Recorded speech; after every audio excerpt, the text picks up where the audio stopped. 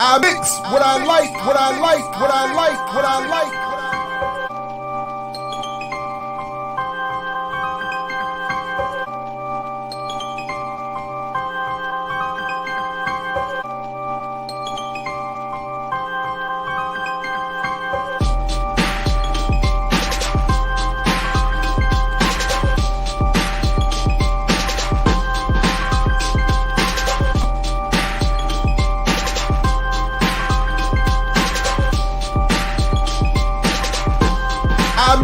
What I like, what I like, what I like, what I like. Hey, what's up, world? Welcome to another edition of I Mix What I Like right here at Black Power Media. Again, I'm Jared Ball, very happy to be your host. Hope you're enjoying your paid tribute to us military veterans. It's like I'm just playing it. I hope you're out there doing better than I have in supporting African Liberation Day, some other more radical, progressive, militant, off-record commemoration, or, well, on-the-record public commemoration of African Liberation Day, off-the-record militant organizing around how to make African liberation manifest. Definitely invite people to get on in here and get comfortable. It's going to be an extended show this morning, and I have a feeling afterwards it's going to get a little clippy, around here because a lot of different moving parts this morning. And big shout out to Josh and Aaliyah, who have been helpful in putting together a show today. We have a number of guests coming up later.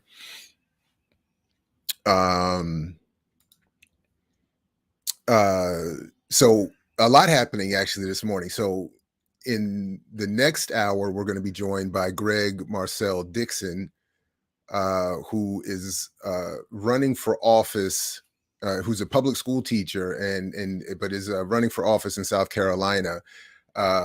It's kind of too bad we didn't have it timed out to have Geechee on this because Dixon comes from the Gullah Geechee, has that Gullah Geechee background in South Carolina, but he's also, so we're going to hear about his grassroots or his local political campaign and its reparations plan.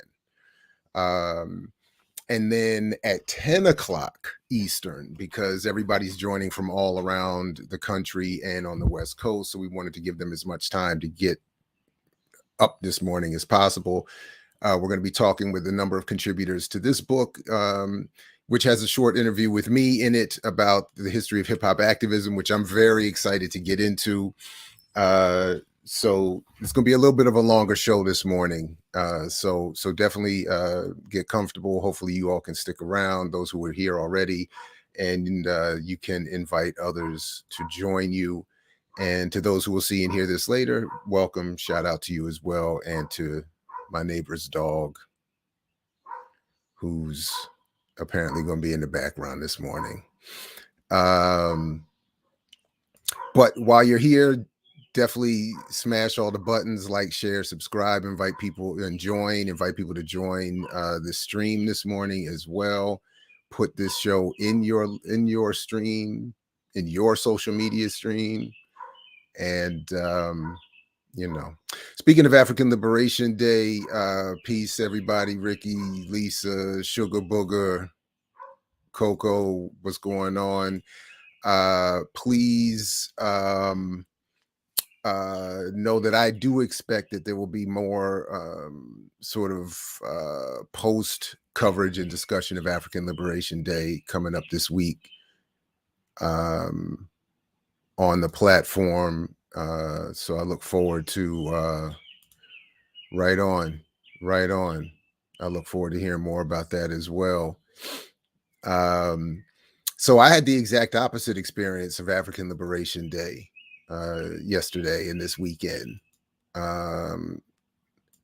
Yeah, right on. Dogs make it better. Shout out to Jackie and the late Brewski, condolences, but she did lose Brewski this weekend, and posted about it on Facebook, I believe. Very sorry to hear that. What's up, Dr. Todd Stephen Burroughs in the building? Yeah, I look forward to the discussion as well. The book is a long time coming, and so it's kind of good to go back and see, reflect on. It's a couple years since the interview that I had was put together, and before the book came out. And since I don't believe, and Dr. Burroughs, correct me, others can correct me if I'm wrong on this, I don't believe a book I thought was going to come out dealing with a similar issue from Bakari Kitwana on hip hop activism and Obama or something like that. I don't think that book ever came out, did it? I was looking forward to that because I thought I might have appeared in that one, given I was invited to an exchange with Brother Kitwana, and I don't think it went the way he thought it was going to go. So I wasn't sure if it was going to make it in the book or not, but I was very interested to see what happened. Yeah. But because I think there's, and I'll probably have to dig those up too. Some interviews I've in not full on debates, but some debate around what does it mean to be a hip hop activist.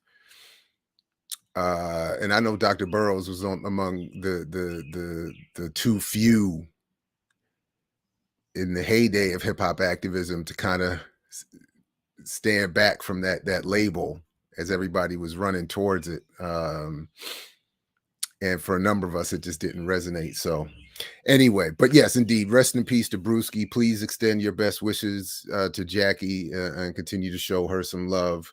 Because people who are not pet owners sometimes front on what it means to lose a pet, and or they're just general animal haters. But it's no joke. And especially given her recent losses, Brother Abdus and whatnot. I mean, but anyway, so it's not easy. So that was, and and it still reverberates. The damage from that still reverberates. But I did want to kind of start today with talking about the contradiction that I live in a little bit. There's a number of things I want to get to this morning before we get to our guests.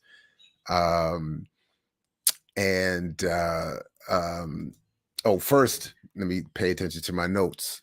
Look what I got. I got the new Remix Morning Show mug. You should check that out to go with my BPM tees.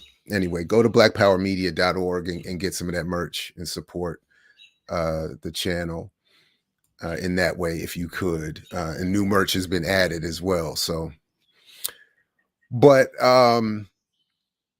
so as I said last week, I had to miss a number of things this weekend because my baby girl had a soccer tournament, and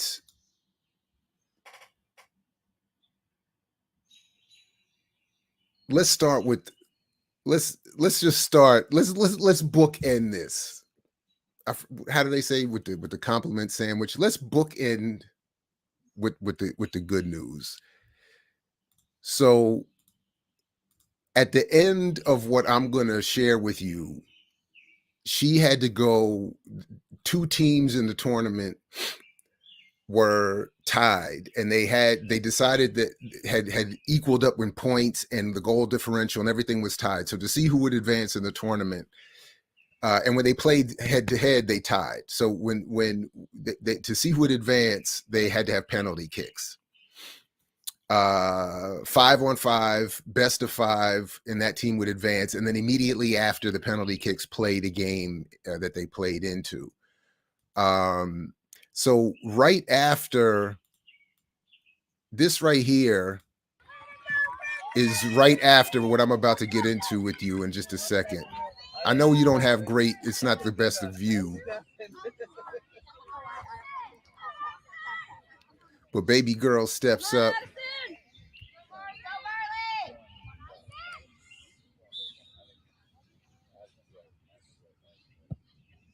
Right on, Mar.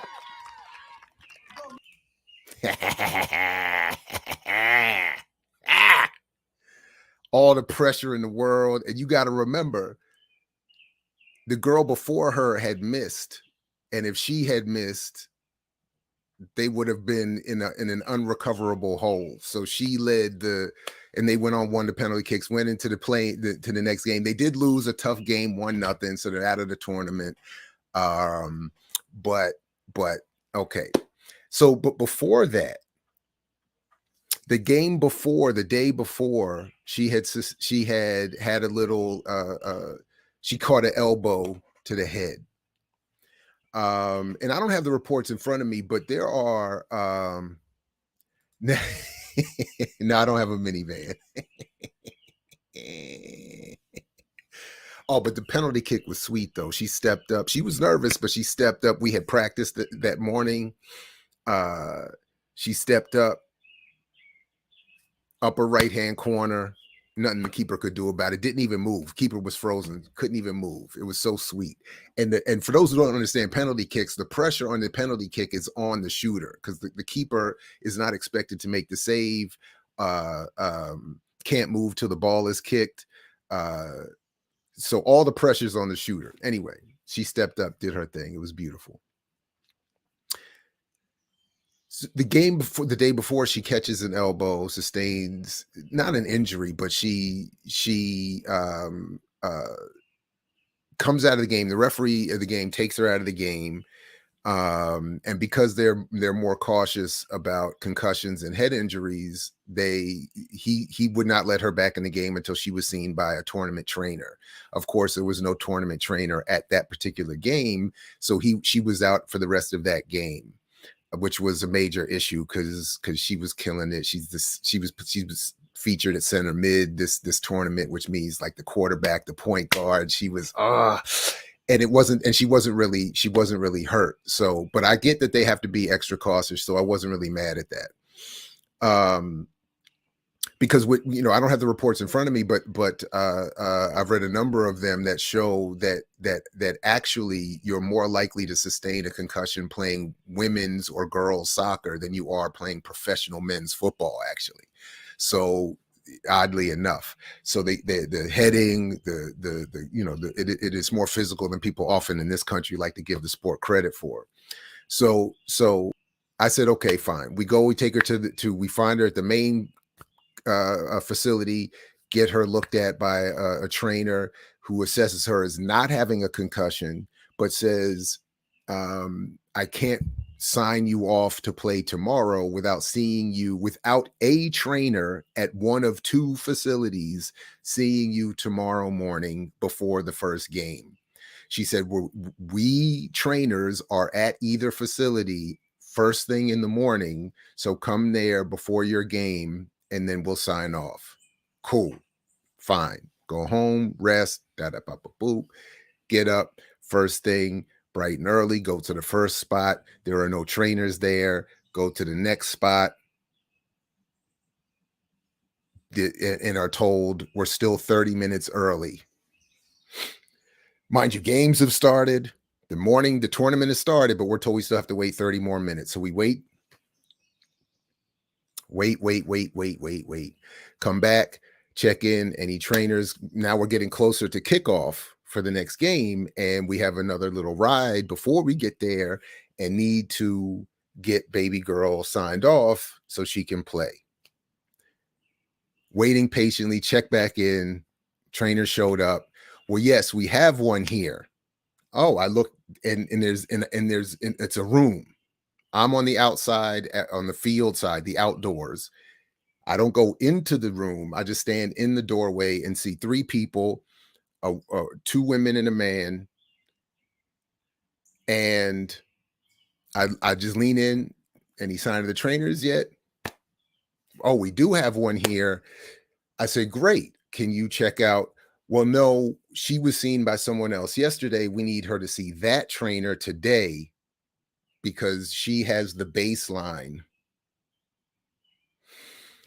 And I said, long story short, I was trying to say the baseline is she doesn't have a concussion. The trainer we saw yesterday did not say she had to be the specific trainer to see her today. We just needed a trainer to assess her today.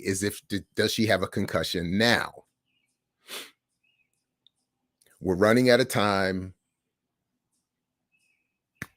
Woo, woo, woo. No, got to wait for this other woman. I'm like, but that's just. I said, I said, are we sure about that? I was like, and she started to get a little agitated. I'm probably getting a little agitated.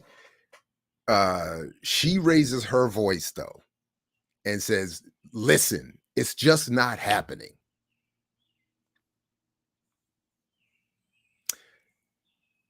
All white folks, by the way. I need to clarify that. Now, because she's sitting down, I need to stress that the woman I'm talking to is seated. So I just want to stress that part for right now.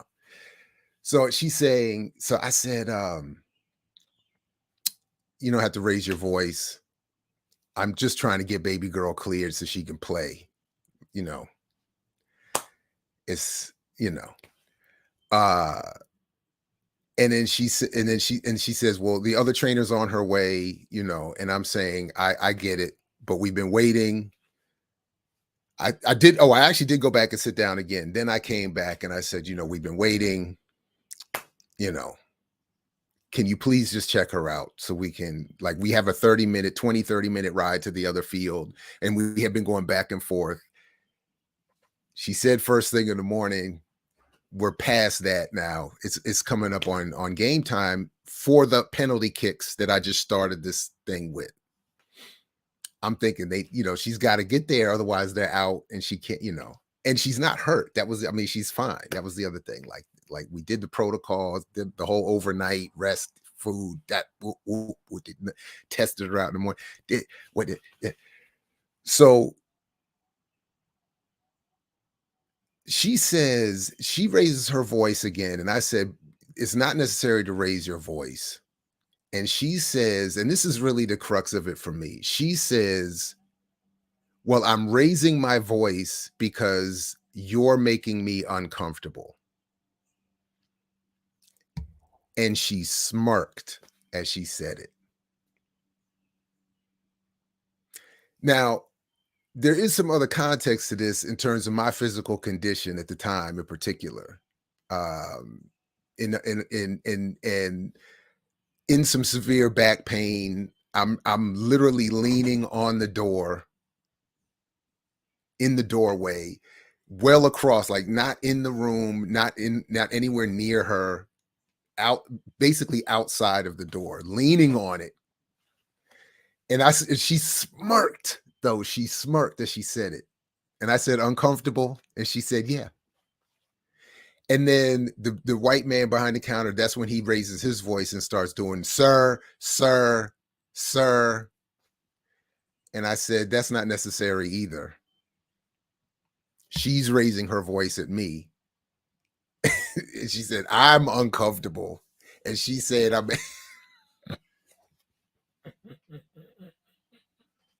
hold up though. So I said, all right. So I walk out and I sit back down on the bench outside.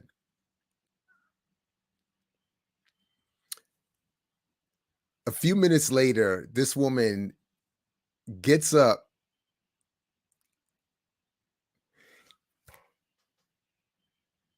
See, there's another incident I had some years ago, like with this, where if I was to tell the story accurately and for full humor, it would require me to come off a little bit.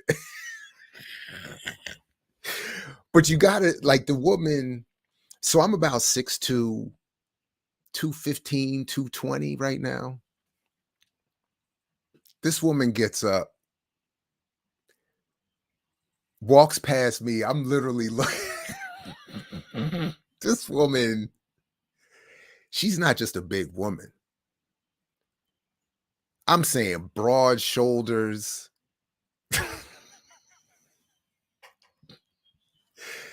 damn near diesel, past my height. I'm hobbling from the doorway back to the bench to sit down. She talking about I'm making her uncomfortable. She's running off to catch the trainer that's coming over. So anyway, long story short, I go over.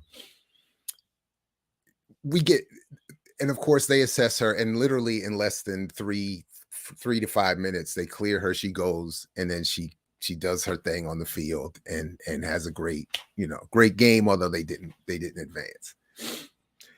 My humble thing and all that long story and all of this is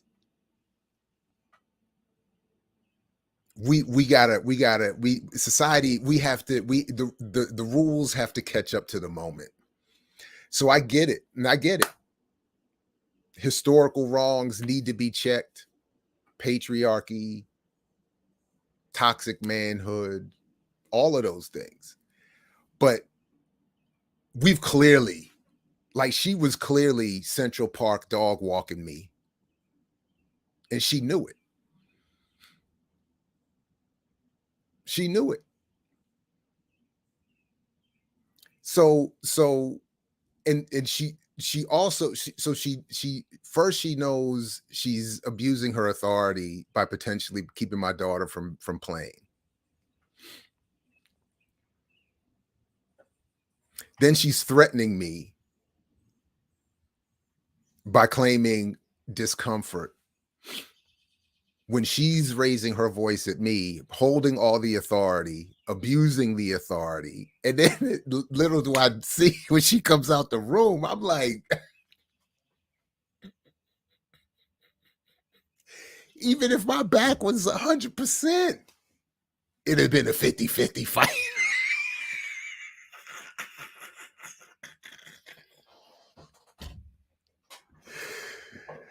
Oh man.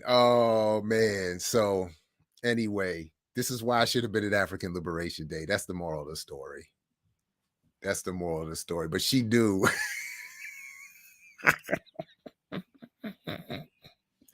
She smirked. Oh man, it was so cold. It was so cold. She knew it. She was like, I got him. Got him. It'd have been 50-50. It'd have been no walk in the park. And the winner would have been crawling away. You know what I'm saying?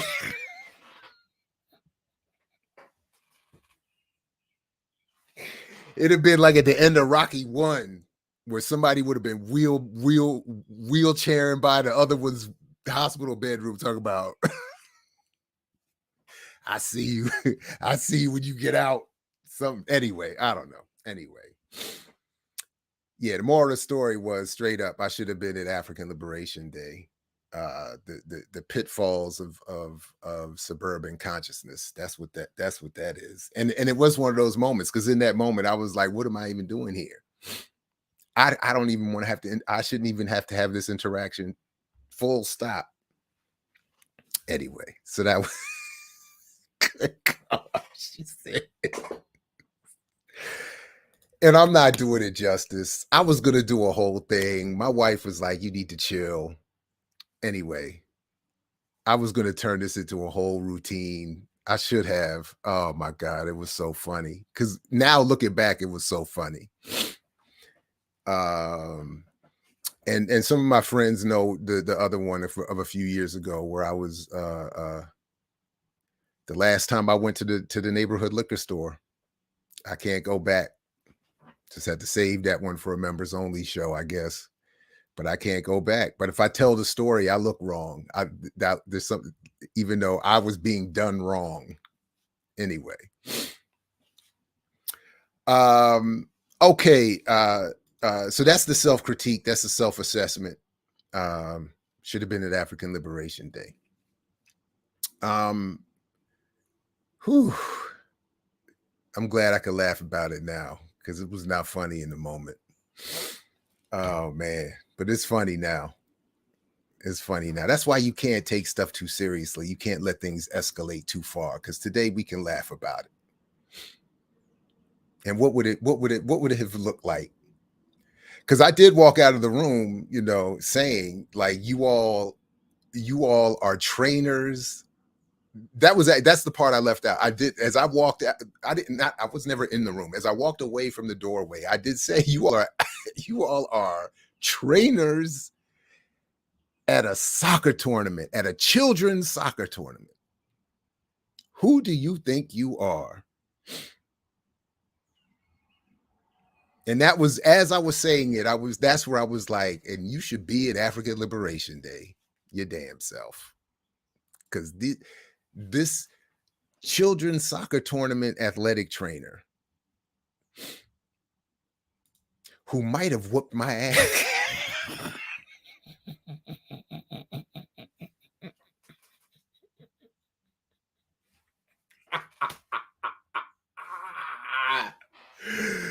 She might have whooped my ass. It had been a coin toss.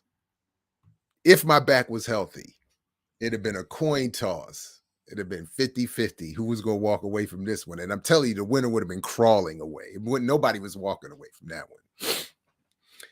Woo! Oh, man. I don't know. I haven't been to enough warrior classes with Baba Balagoon to make it through that one 100%. Talk about she was okay. That's why she was smirking. She knew. Never mind the racial piece. I'm saying her smirk was 50-50, the white woman thing, and I might really whoop your ass. All right, let me move on. All right, let me stop. That's too funny. Okay. Man, I'm actually tearing up over here. That joint is hilarious. So another semi-funny thing,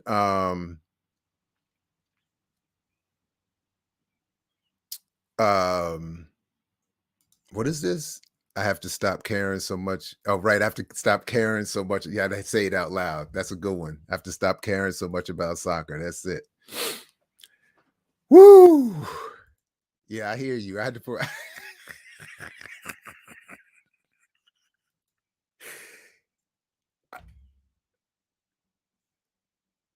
Like, I feel like now that I'm laughing, I feel like I want to go back and like be like, let me take a selfie. Like, go back, find her, and be like, let's selfie up. I'd have been because I'd have been like.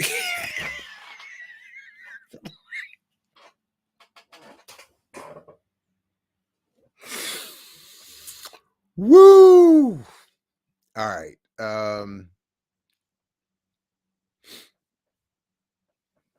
So another semi-funny thing, I don't know if this is going to happen. I think I'll hear maybe this week if it does. So you all have, I know, have been paying attention to the whew, the commodification of Juneteenth. So this is one thing I'd like to ask you all, and then I'm going to check back in the chat in just a second on this question. In my what I remember of my activist life, in terms of topics that have become have reached new or renewed importance,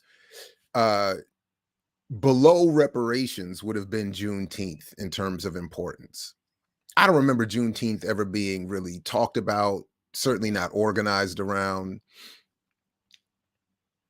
Not much anyway. So it feels like two things are happening, because I got contacted by a journalist in Texas who is working on I think they're working on a story about the commodification of Juneteenth. That's what they were asking me about. And I didn't get into this with them because I didn't think it was appropriate for that. But I do have a question. So there's two prongs to this for me. One is, I'm wondering, so my argument, of course, is not only is Juneteenth, of course, being commodified, but that's, of course, what happens with everything in capitalism. That's what, I mean, that's what Marx said was capitalism's original sin: commodity formation. You turn everything, you commodify every single thing possible. So, but the other thing that I'm asking you all specifically is, has Juneteenth been somewhat fraudulently promoted nationally as an acceptable sort of additional holiday that somehow it seems to be bleeding over, and I didn't mean that unintentionally. That seems to be fading over, or leaning into, or crossing over into another unintentional pun.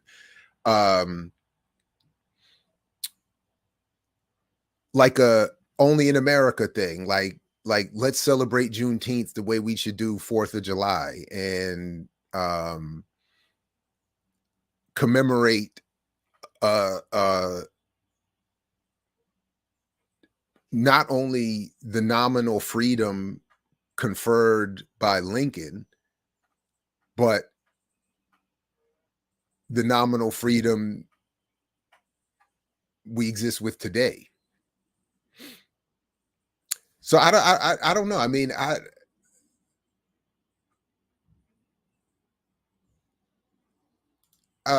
have known about and celebrated Juneteenth since I was a kid, on and off every year. Wow. Okay. Oh, but no one else around me did. Okay, I'd explained to a lot of people. Okay, I get it. I get. Okay. Okay. Yeah, I don't. I just don't. I don't.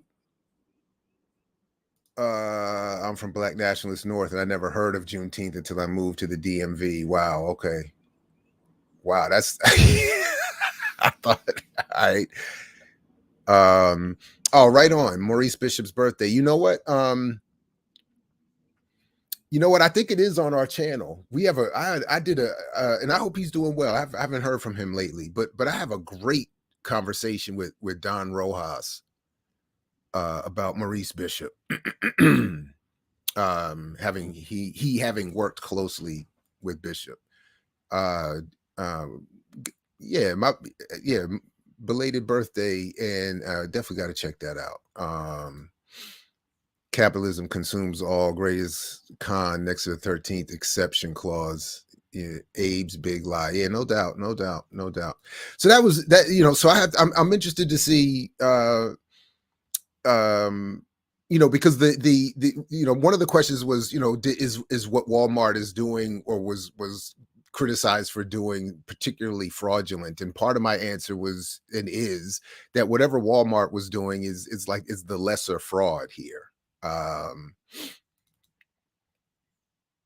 know what I mean? It's the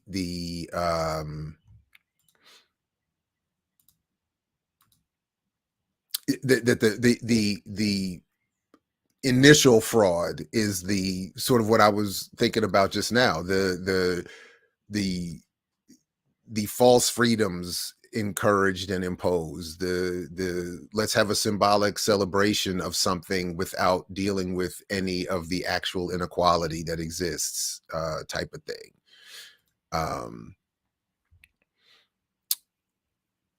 Anyway, so all right, that was really it on that.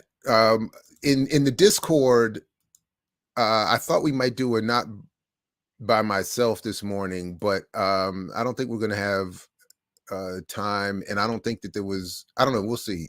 The one of the ones that was suggested was I don't think fits for that concept, but we can. But one thing Emma had shared. Yeah, I'd had to put it in my notes, so I just got to share my notes here. Had shared this in the Discord. The average adult in the U.S. spends $1,497 a month on non-essential items. All told, that's roughly $18,000 a year on things we can all do without. And I want to pull it up here, see, because I'm actually forgetting why, Emma, what your point was. But the note I made there, I think it's even there on the screen. Yeah, is that while people make these kinds of claims, and I'm not sure the context of even of this full tweet. Oh, right, the buying power. That's what you put there. Right. If the claim here is that there are people buying things that they can do without, and to suggest that if it's not essential, maybe you could save that money, be more financially literate or responsible with that money. That's usually what's connected with all of that. But what is often left out of these claims and discussions is that if people do not buy these quote unquote non-essentials, the economy collapses. The economy is at least 75% consumer based. So what are we talking about here? So if you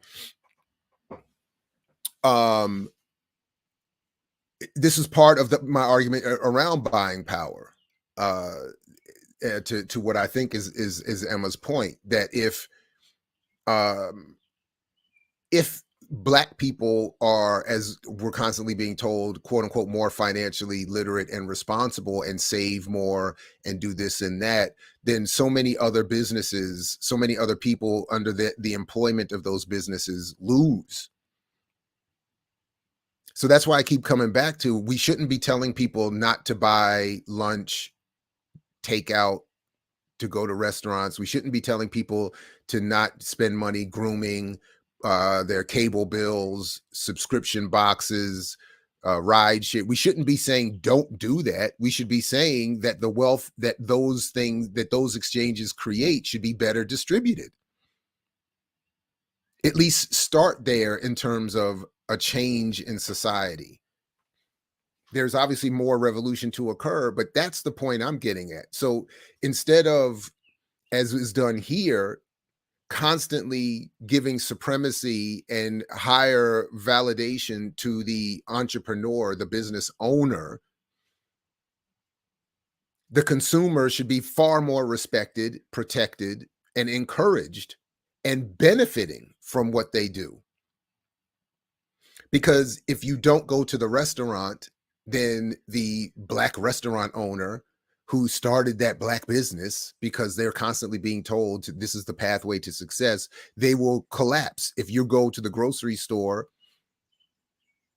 good luck finding a Black-owned grocery store that would actually have everything in it that you would want and need.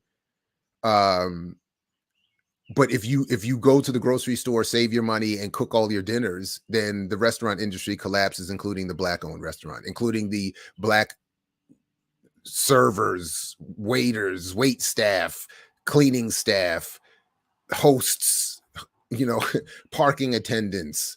All of that goes away.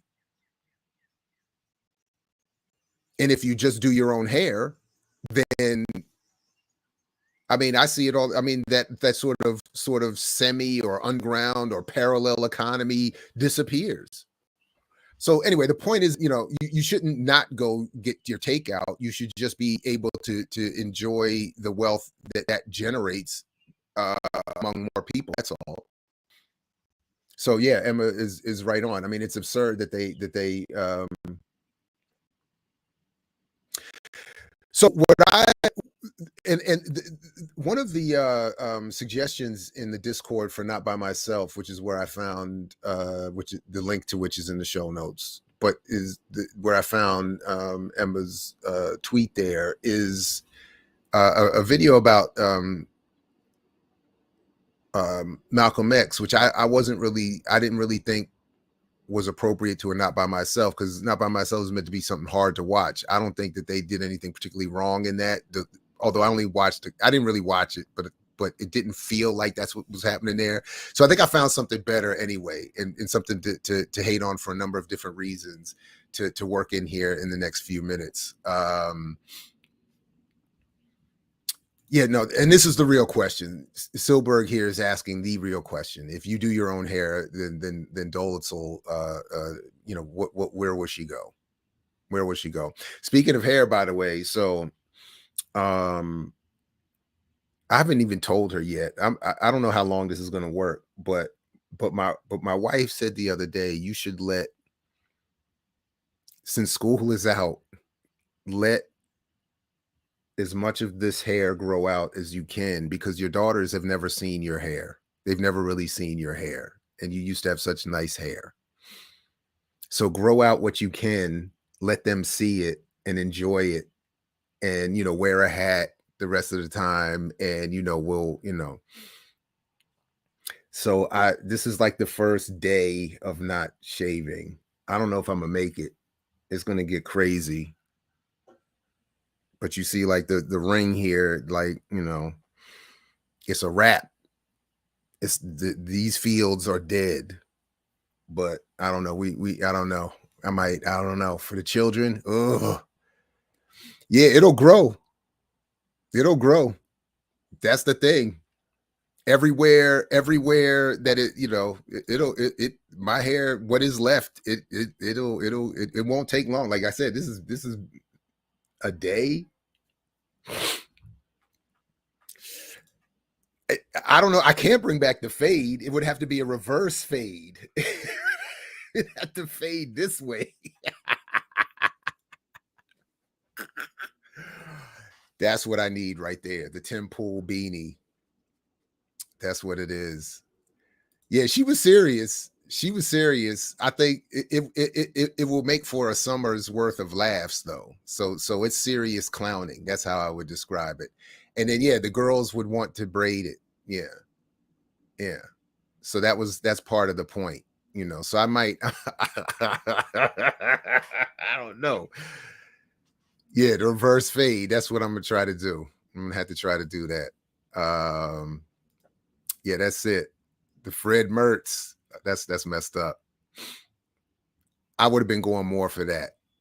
But so no braids, embrace it, but no braids. Okay. All right. Well, we'll see. Let's see. Stay tuned. It's another incentive to stay tuned to BPM.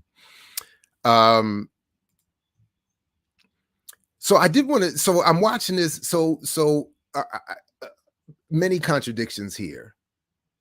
So I'm gonna start by saying this is why I think this platform is so essential, and the collective analyses we try to bring. I know we all don't always agree, and some of the audience don't always, the remixers, we're not always on the same page. But in general, collectively, the collage of analyses you get at BPM are so important, because so much of the popular culture that is brought into my classroom on a regular basis, we hear about on a regular, is just devoid of those analyses. So perfect example, I'm checking this out because, and I get it, we can start with the contradiction.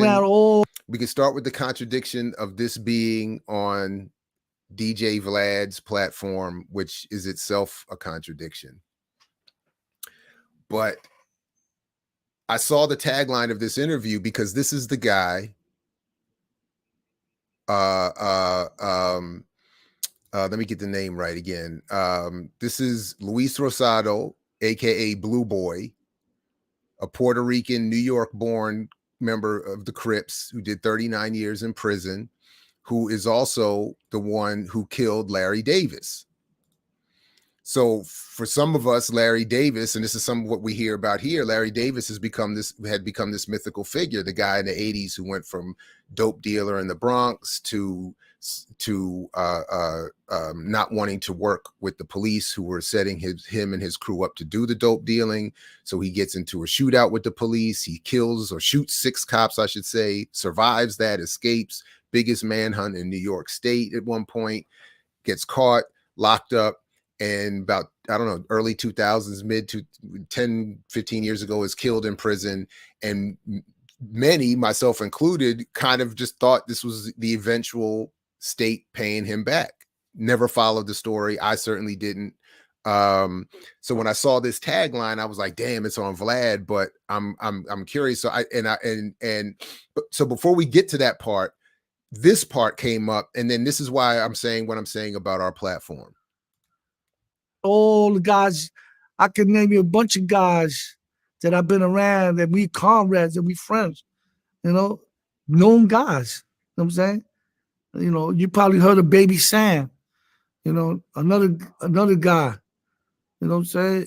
There's so many people I can name you that I've been around, and my man David Gilbert, you ever heard of him? Not exactly. What did you just see? David Gilbert was involved in the New York armed bridge robbery, in 1981.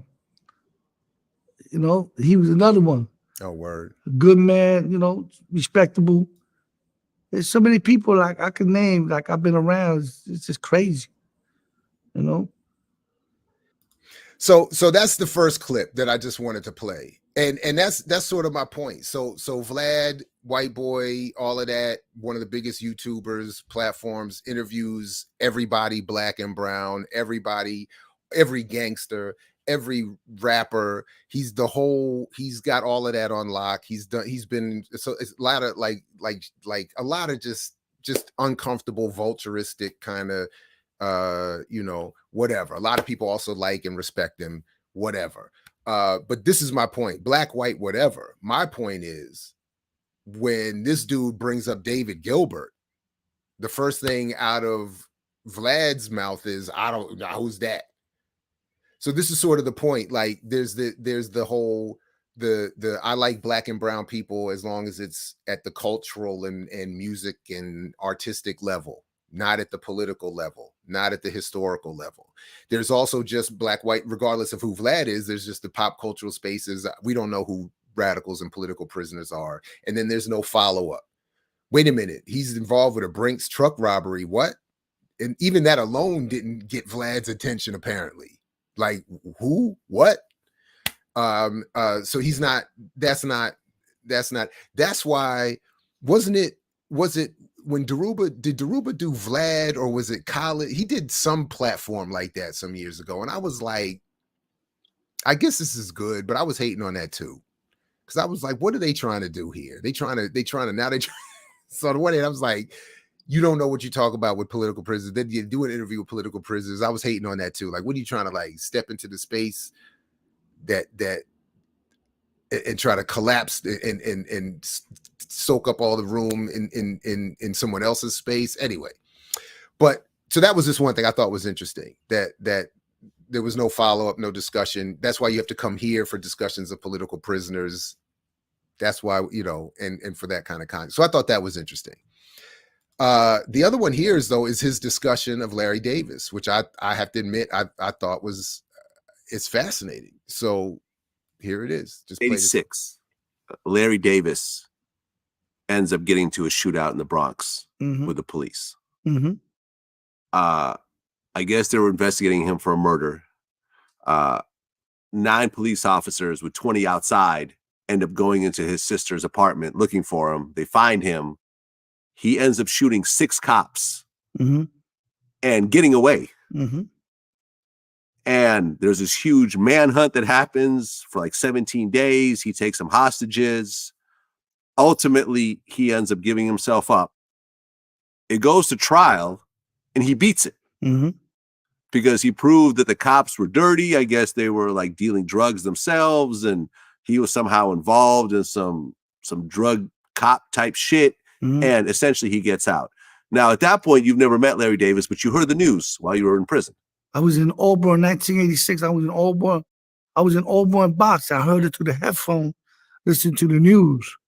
And I didn't know him, but, I'm from the street. Just a heads up, it gets a little so violent. You hear dudes shoot the police. Discussion here. Like, bit. What? Oh, shit, yeah, you feel like, okay, he did that. Because at that time, you got to remember, Eleanor Bumper got killed by police. Michael Stewart got killed by the police. I could go on and on and on. Multiple names of people back then at that time, they were being killed by the police. And when Eleanor Bumper, she was 66 years old. They tried to evict her out of her apartment, and ESU went in there and shot her, blew her hand off, and shot her with a shotgun in her chest. After they disabled her, when they shot her in the arm, she had a knife.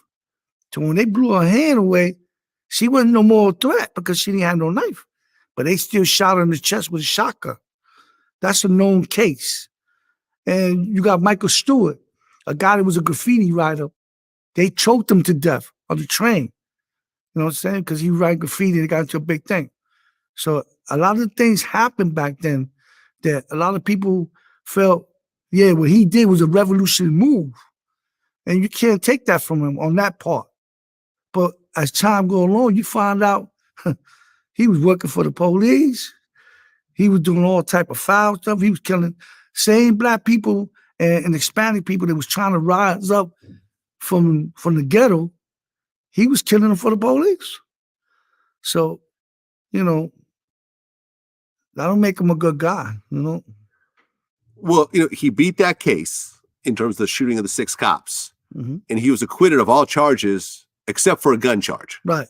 Got 5 to 15. 5 to 15 for the gun charge. While he's serving the 5 to 15, Right. there was another murder that came up, which he was found guilty of, and he gets 25 to life. Right. And by this time, Larry Davis is like a folk hero, in the same way you describe him. A lot of people felt that way. Oh, here's some guy that stood against the system, that didn't comply, that didn't just let the cops come and arrest him and potentially kill him and so forth. He fought back. He shot a bunch of them. They all survived, by the way. Mm-hmm. But like I said, in certain neighborhoods, this guy was like a hero. Mm-hmm. And he ends up getting sentenced in Shawangunk. Yeah. Am I pronouncing it right? Yeah. Yeah, Shawangunk Correctional Facility, where you were sentenced as well. Mm-hmm. Where you were serving time at that point. We both serving time there. Yep, you guys were both serving time there. Mm-hmm. So at what point did you guys run into each other and get to know each other on some level? No, before that, we was in a box together in Southport. You know what I'm saying? So we already had an issue in Southport. But when I came out in 9-5, I was in Windy with him. But you had a couple of old timers. They was Muslims at the time. They didn't want me to do nothing to him. You know what I'm saying? So being that these old timers did me a favor when I was younger and kept, I had a thing with the Muslim at one time. They stopped the issue that was going to happen to me. So I owed them that. You know what I'm saying? I owed them that favor. So they came and said, yo, listen, Larry's here. And we want you to leave him alone. We don't want you to get into nothing with him. Leave him alone. Do us that favor. So I did that out of respect for them. Not for him, but for them. So when we end up in Shawanga now, I wasn't speaking to that man. I ain't had no issue with him. He stood his distance, I stood mine. But as time went along, he started stepping into my business.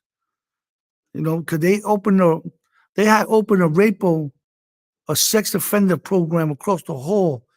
We was in a program called Close Supervision Unit, where everybody in this block, there's 68 people in this block. Everybody there was high profile. Escapees, murder in prison, assault on staff, highly violent against inmates. So we were all in that same block. And I got into an issue with some rapo dudes. A dude that raped a 9-year-old boy. So I had an issue with him. My target was him. My target was never Larry. But I knew that he was like acting like he was protecting these guys because he was dealing with them guys. You know what I'm saying? And that's how that whole situation erupted. People keep thinking that I just went out. You got guys like Al Sharpton speaking about that the police paid the correction department $15,000 to get him assassinated. That's all lie and phony. Make up stories. If you look at the history of Al Sharpton, he's nothing but another piece of shit. Another guy that was wearing a wire for the FBI and was involved in corruption and all that himself. So how can you take anything he said? People keep forgetting about the Tawana Brawley incident, where it was a big incident upstate, and he protested that some white guys raped her and put shit on her and all that. Kind of found out that was a lie. So he's an ambulance chaser. So he started that whole situation by telling people that the Department of the NYPD paid the correction department $15,000 to get him assassinated. That's a lie. That never happened. Well, on February 20th, 2008, around 7 p.m. So this is where I'm gonna let it run because I actually found this interesting, but it gets a little violent here. So I just a heads up, but I did like that part. And this is again, this overlaps with so many of the issues I know we talk here all the time about that the ignoble use by ignoble people for ignoble purposes of what might seem like or even be noble actions. I mean, and that's a perfect example of that. Al Sharpton, you know, holding up Larry Davis, you know, while ignoring and not holding up any, you know, anyway. A correctional officer that was overlooking the yard saw a bunch of inmates kind of congregating around an argument between, I guess, you and Larry Davis. He had a walking stick? He had a cane. A cane, yeah. But he only got that when I got to that facility. He didn't need the cane. He got into 3 fights there before I got to that jail. So he burned one dude hair, knocked him out and burned his hair. Another dude, he punched him and got his eye bust open on the table. And another dude, him and another dude got into a fight in the yard. But he didn't need the cane. When I got to the jail, he figured that and got a cane saying that he needed the cane. Then he told somebody that he got a legal weapon now to walk around with, because he thought I was going to do something to him, which I never had planned to do nothing to him unless he violated me. You know what I'm saying? And that's what happened. He got involved in that situation. I went to the yard to stab the rapo. That's a fact. And he talking about, it ain't going down like that. What you mean it ain't going? You know, and I ended up stabbing him. And if he was the actual target, I would kept stabbing him because I was already caught. I don't try to get away. You know what I'm saying? So I left him when he fell on the floor. I left him there, and I went chasing the other guy, 2 other people. And I'm chasing them around the yard back and forth, and I got tired of chasing them. And I told the guy, yo, stop right there, because he was supposed to be a tough guy. He, you know, and he didn't want to do that. He said, yo, why are you trying to stab me? You know what I'm saying? And that's when Larry got up from over there, where I left him at, creeped up behind me and hit me in the back of the head with the cane twice. And when he did that, I thought the police did that. When I spun around, it was just me and him now. And when he went to swing again, I rushed him and I started stabbing him. That's how he got the stab wound under his armpit and all that. And he fell. As he stumbled, I tried to get on top of him, but he wouldn't let me get on top of him. Kept doing some dead cockroach thing. Every time I went this way, he would come with me. You know what I'm saying? And that's how it went for a while. And then at one time, the police was creeping up behind me or on the side of me trying to grab me. And when I spun towards him, that gave him an opportunity to kick me in my face. And when he did that, I grabbed his pants leg and stabbed him 2 times in his leg. And one of them severed the fetus artery on the back of his leg. And that's how he ended up dying. But I stabbed him 13 times. You know, collapsed his lung and severed his fetus artery. So the COs rush in, they take Larry to the infirmary, but at the prison you were at, there was no trauma unit. Right. So I'm going to stop it there because I'm out of time. And anyway. From that point, he basically just says that he thought that they could have probably saved Larry, but they didn't really care because they don't really care about inmates. And one point that I did think was interesting, that Vlad asks him at one point, basically, how can you be known or others be known to kill people in prison and not get, you know, permanent sentences? And his answer was basically that they don't care, particularly upstate New York. They don't care about prisoners being killed. So I know that took place, I think, in California, but he was basically saying they don't care. So there was no real, you know, desire to save Davis or anything like that. So for me, I admit, you know, I admit that you know, I sometimes personalize things when I watch these interviews, and I get carried away watching them around the trauma of that life, thinking about that even, you know, even me, like was just that close to being, you know, caught up with all of that. And I'm like, you know, I don't want all that.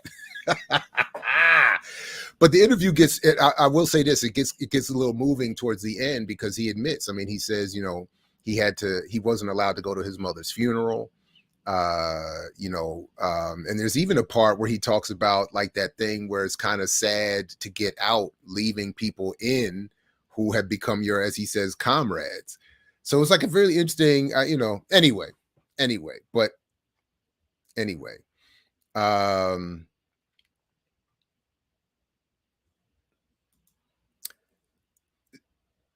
Nothing, Emma, other than he referenced David Gilbert earlier. So I sort of made the point that here we talk about political prisoners, but they wouldn't have been able to get into that there. So anyway, look, we got our next guest here. Let's take a quick pause and come right back and get into that and talk a little bit about electoral politics, reparations, and more right here at I Mix What I Like. Don't go anywhere. Oh, and of course, next hour, we got the folks coming on to talk about Fight the Power, breaking down hip hop activism. So don't go anywhere. Much more coming up right here. I mix what I like. I mix what I like, what I like, what I like, what I like, what I like.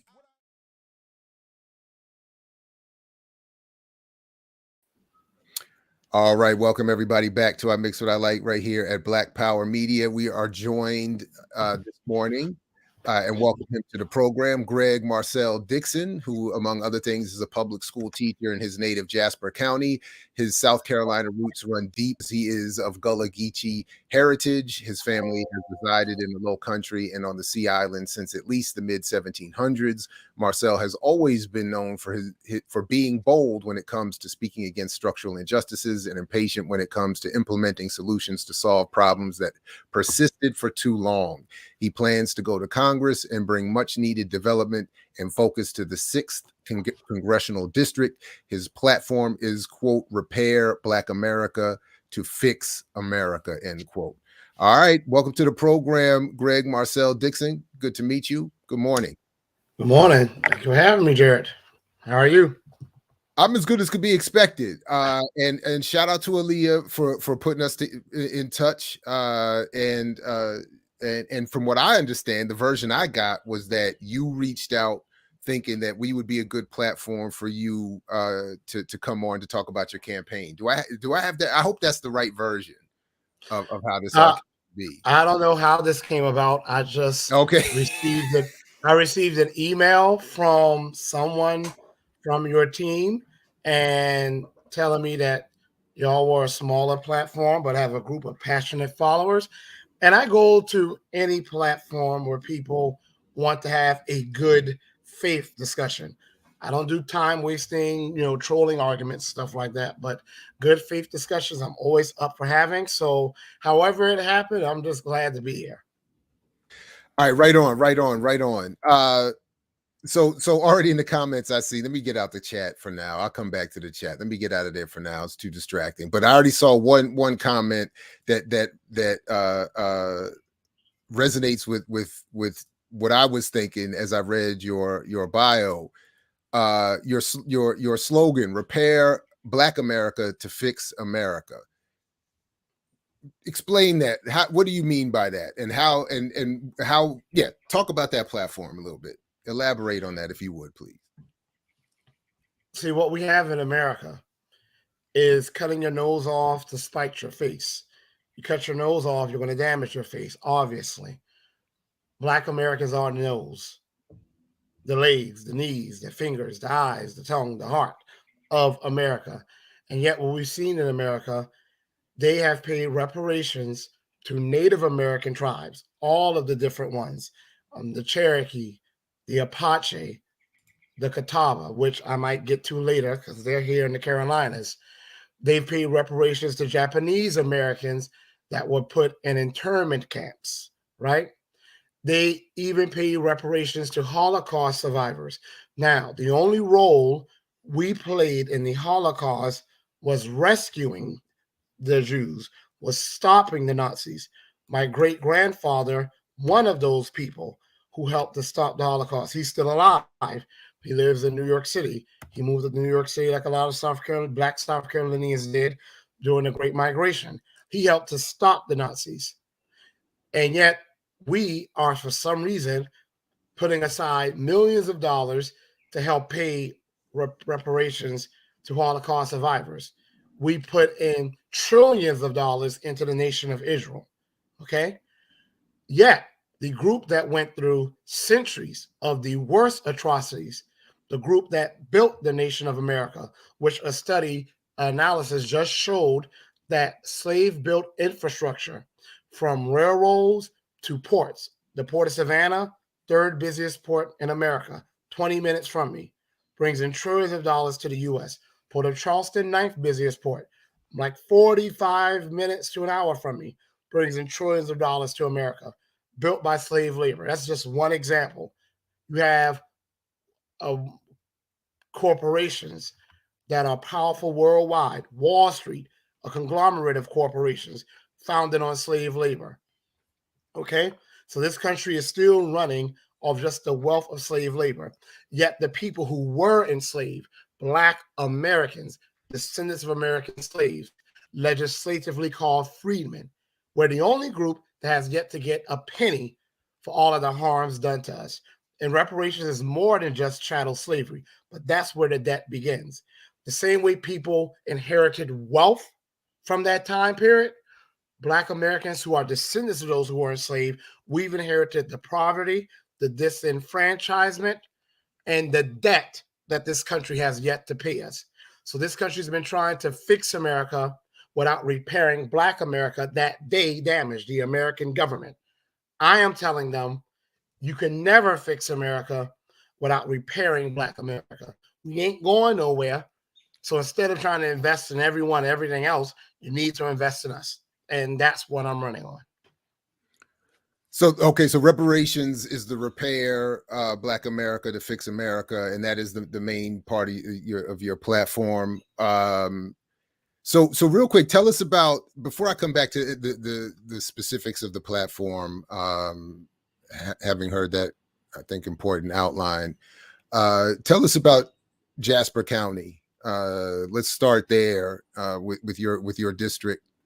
And then more broadly speaking, South Carolina, in terms of demographics, who's there, who are your constituents, socioeconomically, racially, etc. For those of us who are not familiar with that particular part of the country. Jasper County is a coastal county, is rural, is majority Black, not as Black as it used to be, because people are being gentrified from their communities, even in majority Black rural areas. I don't know where people think Black people are going to go. We're not going to go up into the sky. So eventually this gentrification is going to reach a climax, but it's still majority Black, is rural, very impoverished. It's a part of a region in South Carolina called the Corridor of Shame, which refers to majority Black rural counties that are extremely poor, and the schools experience what should be criminal levels of academic failures.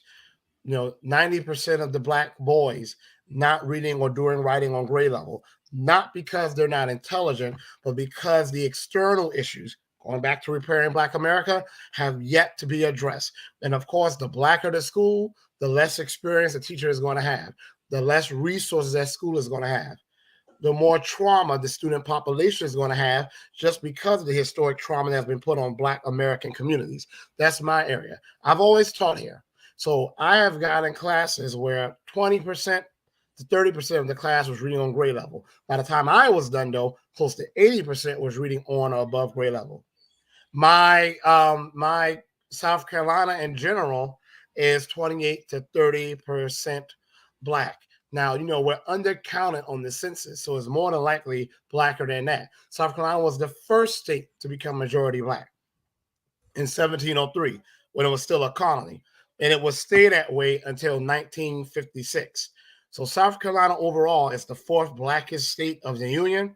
Good news is, outside of white Americans who are retiring here, take that as you want, good or bad, the second fastest growing group in South Carolina are Black Americans who are returning to the South, who move mainly to New York City and Philadelphia, of course, other places, some in Ohio, some in Illinois, Chicago, and some on the West Coast, but mainly New York City and Philadelphia, are moving back south because of those same issues I mentioned: gentrification, lack of investment in Black neighborhoods, lack of investment in Black people, namely freedmen, Black American descendants of American slaves.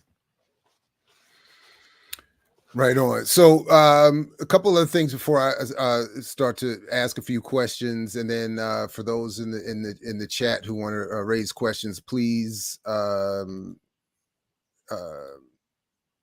either put them in now or be able to put them back in a few minutes, and I'll come back to the chat and check. But I just want to share a couple of the documents that I got regarding your platform.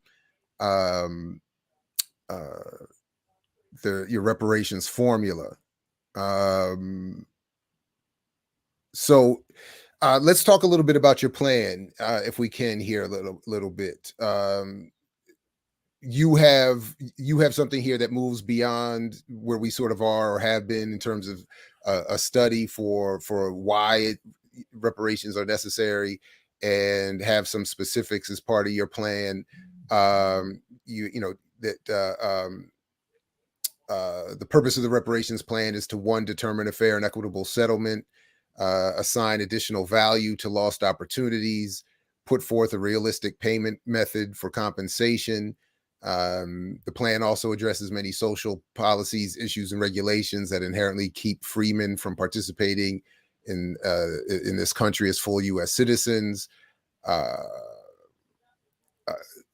The bond in perpetuity plan. What is that? Could you talk? Let me ask a little bit about that, and then we can come back to any other part of this that you want to get to. But what is the bond in perpetuity component of this?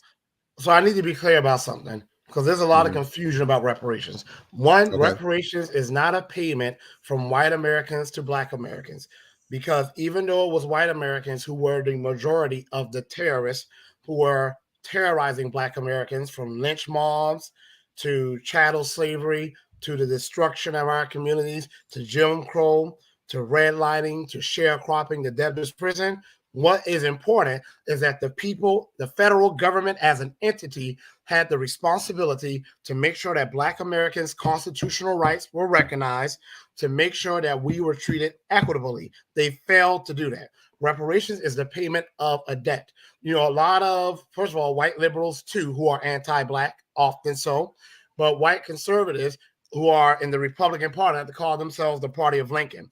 One of the last things Abraham Lincoln did was Special Field Order 15. That's here in my area, where they proportion pretty much coastal land of the Southeast to descendants of American slaves, starting in my Charleston, South Carolina, all of the Sea Islands, 30 miles inland, all the way down to Jacksonville, Florida. So I'm right here, smack dab in the middle of that region. That's where the phrase 40 acres in a mule, that's its origin, okay? We were supposed to get paid that debt, but we already know the story. Abraham Lincoln was assassinated, and the anti-Black bastard of a vice president he had came and pretty much rescinded the special field order and gave land back to the Confederates who had just turned on and tried to destroy this nation. But that debt is still owed to us. This country had no issues paying reparations to the Japanese Americans, Native Americans, Holocaust survivors, even though we saved them, women who were forcibly sterilized in Guatemala, but not to Black Americans. So that bond is where I say to the United States of America, based on the data, every descendant of the people who were emancipated at the end of the Civil War should get at least $2.8 million.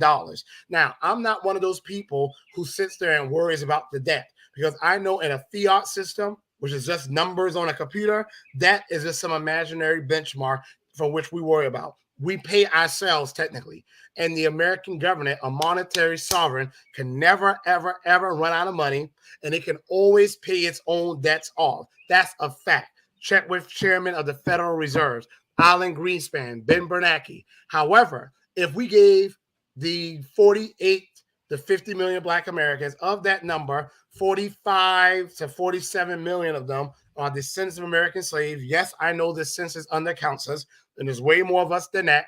However, if we were to give just that many, $2.8 million each, that would immediately see horrific levels of inflation, which would lead to economic catastrophe. So what the federal government is going to do for us is what they do for American citizens, what they do for banks, what they do for other countries. When we have a debt to these nations, we don't pay the full amount that we don't take back in taxes, what we pay out in money. All the federal government does is turn that debt into yellow dollars called treasury bonds. And what happens? Banks buy those treasury bonds. Investment firms buy those treasury bonds. Credit unions buy those treasury bonds. A lot of American citizens buy those treasury bonds. Other countries do.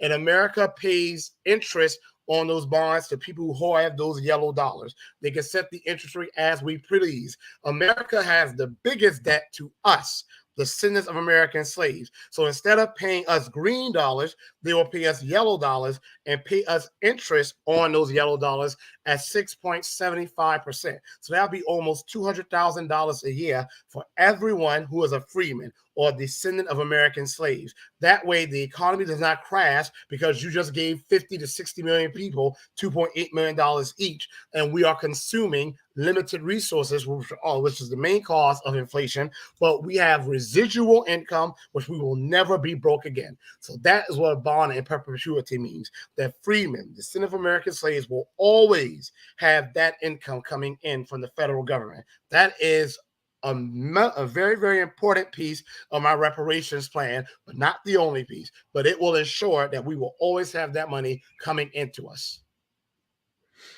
Right on.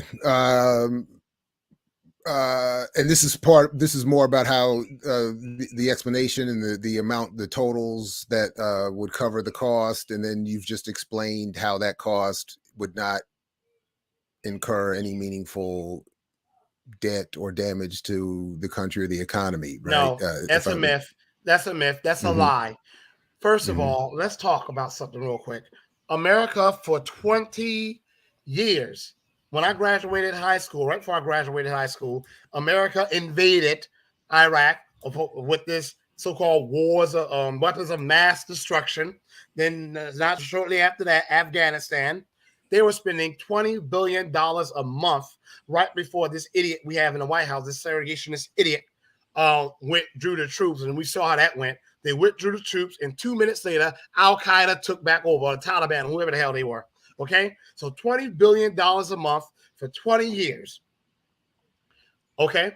We bailed out the auto industry, trillions of dollars. We bailed out the banking industry, trillions of dollars. The pandemic came, we bailed out the airline industry, trillions of dollars. Bailed out the cruise industry, trillions of dollars. We spent trillions of dollars in PPP loans, with which most business owners will not have to pay back, trillions of dollars. They sent every American a stimulus, trillions of dollars. They increased unemployment from $300 a week to $600 a week, trillions of dollars. The military gets almost $1 trillion a year, but that's just in the budget that's allocated to it. If you look at the audits that are done to the military, there's always a $35 trillion black hole. So I don't know what you go to when you go beyond $1 trillion, bazillion, quadrillion, whatever the hell it is, but that's where we are with spending. And during the time we were doing the stimulus, the PPP loans, which again is really a grant because most would not have to pay back, doubling American unemployment, sending out stimulus checks, spending trillions of dollars to study the vaccines, produce the vaccines, distribute the vaccines. That was bazillions, quadrillions of dollars. That happened during Donald Trump's work and tax cut plan, where he has cut taxes to the lowest amount in history. If we needed taxes to finance things, if we were held handicapped by the amount of taxes we collect, then how come you didn't hear anyone, Democrat, no Republican, saying, well, how are we going to pay for this thing? We don't have enough taxes. Because money does not come from the federal government. The federal government creates currencies. It does not run off taxes. State governments do. So America can more than afford a reparations plan. But another part of my reparations plan is not just direct monetary payment. It's also bringing back the Freedmen's Bureau. What the Freedmen's Bureau was an agency of the federal government that was supposed to deal with making sure that those who were formerly enslaved, and it also helped white people who were not Confederates, but it was mainly for Black Americans who were formerly enslaved. They were well fed, had good jobs, had land, had housing, had health care, and were protected. Had they been allowed to do what they were supposed to do, we will be having a completely different economic picture that we have now as Black Americans. What we have now is the average white American family has $200,000 in wealth. Average Black American family, $24,000. But the scary part is where every other group's wealth is increasing, including those of illegal immigrants who shouldn't even be here, Black American wealth is decreasing. 20% of Black American families is already in the negatives, okay?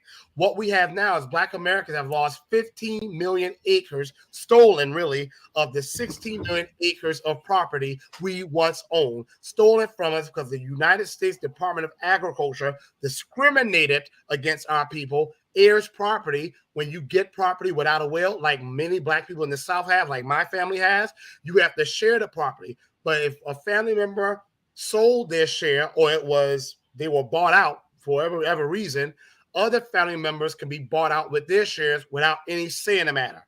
Okay, what we have now are Black Americans are 15 to 20% of the population, conservatively speaking, and yet we're over 55% of the homeless.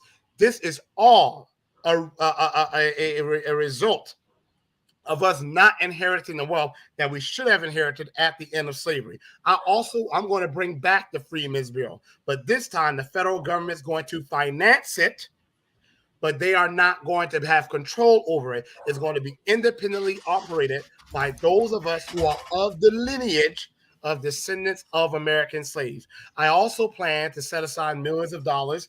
We're going to be a protected class, Black Americans, freedmen, or descendants of American slaves, where we will have tax-exempt status. We will have enclaves throughout all 50 states, land where we could only live. If they can do it for Native Americans, and I know the reservation system is not perfect, they can do it for Black Americans. We will only be able to live on that land. It will have our freedmen hospitals, freedmen post offices, freedmen's banks, okay? Another part of it is millions of dollars will be set aside so we can start our own schools and bring our schools back. I will also incentivize Black Americans returning to farming, returning to our communities, but this time with the resources we've had. If we were able to do Black Wall Streets when we had nothing and we were functionally illiterate without a penny in our pocket, and they were burnt to the ground, had they not been, I think you're in New York City, maybe. New York City will look like a one street light town had Black Wall Streets not been burnt to the ground. We're going to bring our Black Wall Streets back. Also, I'm going to have it where we have our own judicial system, our own policing system. Native Americans have it on their tribal lands. Why can't Black Americans? We've been there a hell of a lot more than they. So this may sound ambitious to people who are small-minded, but my people were told we were never going to be free from slavery. We said to them, watch me. We were told Jim Crow and redlining would never end. On paper, they have, even though we're still going through its legacy. We said to people who told us that, watch me. Now you got idiot cowards saying reparations ain't never going to happen, or what you're saying never going to happen. If you are a Black American saying that, you are an insult to your ancestors. Anyone else who's not a Black American saying that, I'm going to tell you, like my ancestors said before, watch me. So I appreciate all of that. So a couple of things. You clearly have thought out your plan and are able to articulate and defend it and explain it at least. I don't, though, understand why then it would be with that level of intellectual energy put forth, why then you would need to, make references to so-called illegals and make negative comparisons to the contributions to this country with indigenous people. So in other words,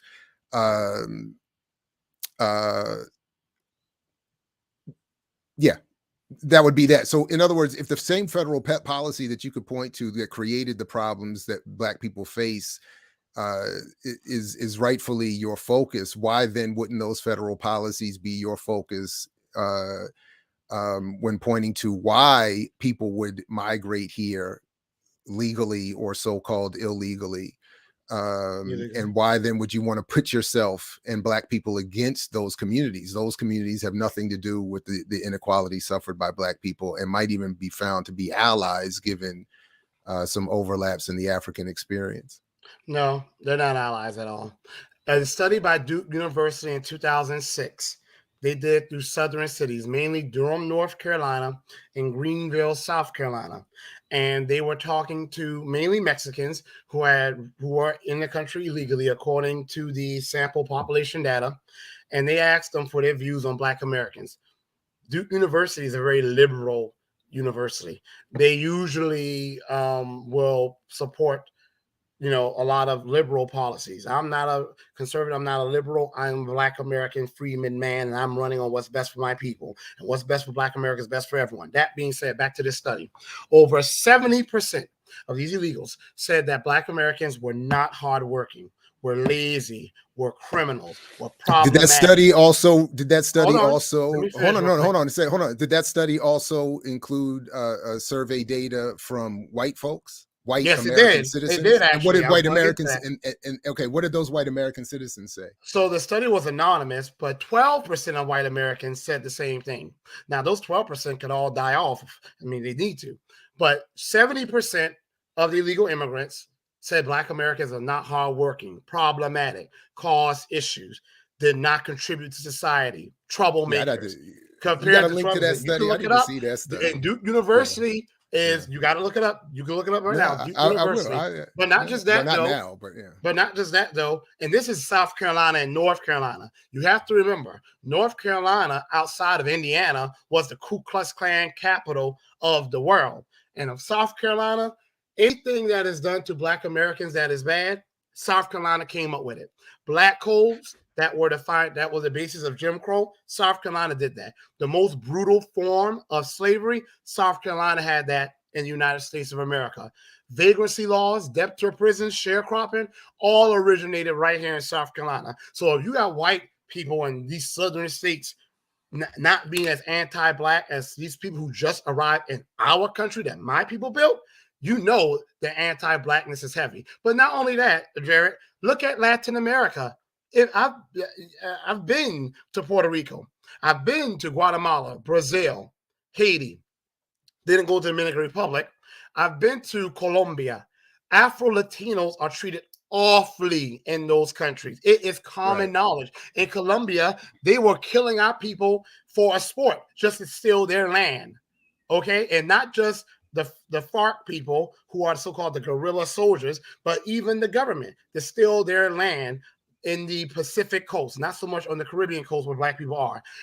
A lot of people come here with anti-Black attitudes, and even some Black immigrants come here with anti-Black American attitudes. And as far as indigenous people go, a lot of indigenous people were once former enslavers. The Catawba Native Americans here in South Carolina, they were brutal enslavers. But not only were they brutal enslavers, they were slave catchers. And they were so brutal, Jared, that sometimes the Black people who were unfortunate, because it's not that we're cowards, we're warrior people. The Gullah Geechee people, my people, we did the Gullah Wars, sometimes called the Seminole Wars, the Yamasee Wars, where the British military could not defeat us, nor could the U.S. military. They had to make a treaty with us. So we weren't cowards. But if one of our people were unfortunately captured by those Catawba Native Americans, they will want to go with the white enslaver because they were less brutal. And that's saying a lot when you're saying the white enslaver is less brutal. Yet, when James Clyburn, against whom I'm running, when he entered office in 1993,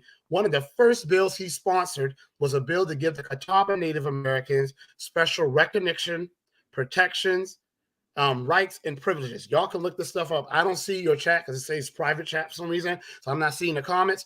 But if anybody doubts me, look it up. That is reparations, protections, rights, recognition, privileges. The only thing missing is restitution. That will have been a reparations bill. Clyburn did that. Now, the Catawba Native Americans right now, only 3,000 in number. So then it was probably, 300 of them? He did that. South Carolina is one of the blackest states in the U.S.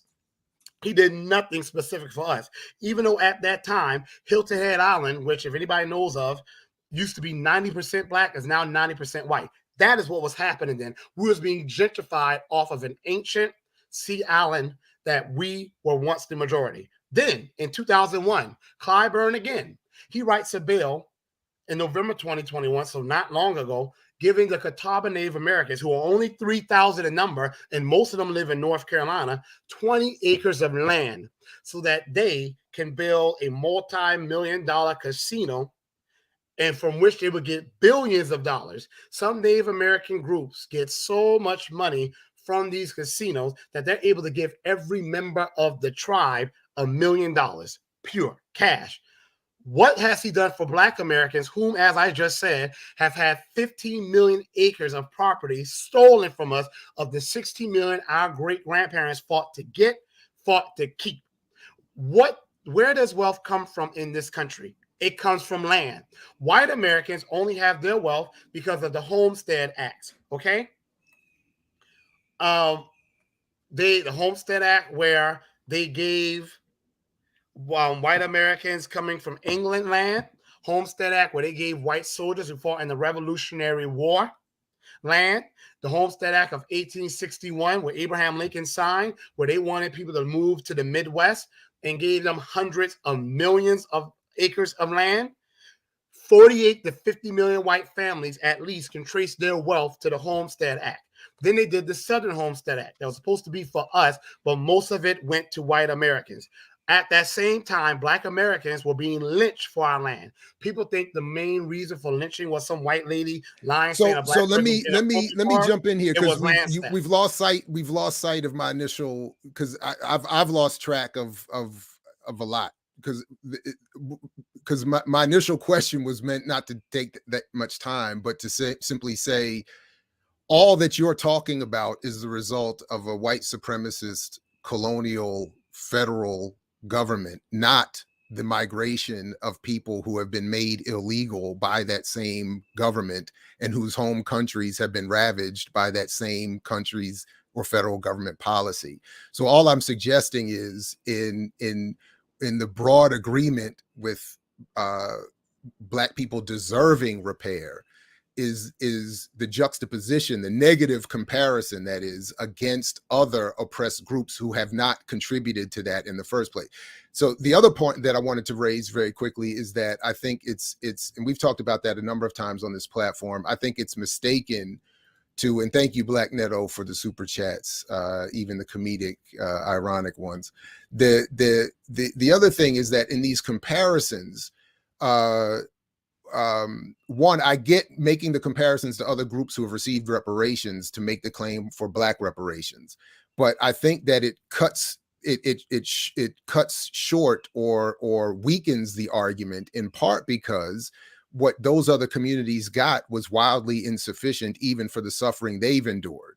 So in other words, to say that Black people should make any comparisons to a reservation system of Native Americans, I think wildly misunderstands the horrific conditions of those indigenous people, and then puts us in a situation where we would be equal, or that is Black people in an equally inferior position. The Japanese community only got about $20,000 for the billions of dollars worth of land that they lost. Jews, again, go back and look at our interview with Norman Finkelstein, read his work. Jews by per capita got very little. The elite and the state of Israel got plenty. Certainly we wouldn't want a Black American situation to be to be set up in the world, to be doing in the world what Israel is doing just to receive some reparations. So those comparisons, I think, don't help the argument. Similarly, the understanding around, just very quickly, around Black Wall Street, I think is misguided. The destruction of Black Wall Street was not really about the burning and the terror from white vigilantes. It was more about the state itself, the federal government coming in with its policies to destroy those communities as much as anything else. Now, lastly, I did just look something up while you were talking, and I think there might be some misunderstanding in terms of the study that you're citing. So I would encourage you to send a link to that specific study, because as I'm finding here, the 2006 study from Duke University is making a different argument than you're claiming. And in fact, one of its co-authors is quoted here as saying, the danger here is Black activists being co-opted by a group who may not have the African-American community's best interests in mind. That's not the same study, but I'm gonna send it to you right now. Okay, yeah, you should send the link, because you said 2006 and hold on. You said 2006 in Duke. So when and about migrant studies, migrant attitudes towards Black people. So that's what. But the point that author was pointing to, what she was saying is that the group that is encouraging this kind of attitude towards and yeah, she is one of the co-authors. It is the same study. No, that was a response article she wrote. That doesn't change the fact that hold on. Let me yeah, no, she is a co-author of the study that you just sent. Hold on. And right. And because what she was trying to say is that it's a little, what you're arguing is not addressing the nuanced conclusions of the article, which I will read and come back to. But what she's saying is, and this is the part I'm really trying to get at, let me finish the point, is that behind those attitudes and behind even the so-called anti-soda hashtag movement are these very right-wing white conservatives who want to put Black activists against brown and indigenous communities and make the entire call for reparations about an appeal to the very white community that has been the main cause, the primary cause of Black inequality, which is the trick bag. So that's why, and then I'll let you respond, but that's why my next question was going to be, and then I will grab something from the chat, and then we'll head towards a close, is that how does your run for Congress, a congressional seat in South Carolina, get Black reparations closer to that final goal? So let me start from the beginning, but I do want to address this article. She wrote an article and with a co-author. She was really a part of an interview where she gave her take on the study. That doesn't change the fact that she was a co-author of. Wait, you keep leaving out that she was a co-author of the study, though. Okay, no, that doesn't matter. She co-authored, no, she wrote an article in response to the study. That doesn't change the fact that the survey, the respondents from those illegal immigrants was negative about Black Americans. Doesn't matter what she wrote afterwards. That doesn't change the fact. If I say to you, I like pizza, but everybody else likes cheeseburgers, she can write an article saying everybody likes cheeseburgers. It's cheaper to make and easier to make. No. But what she's doing is, this is the wait. Hold up. But this is no. What it does do, no. But what it does do is you're not going to let me finish. No, I am, but I have to clarify, because what you're doing is you're making this is a common point. A common wait a minute. Hold on, wait. Hold on. I've let you say a lot. Let me make this point, because what you're doing is making a logical. It's really a logical fallacy, is what you're doing, and this is one of the problems that people, when they cite studies and don't. The study said what the study said. I don't know how it's a logical fallacy.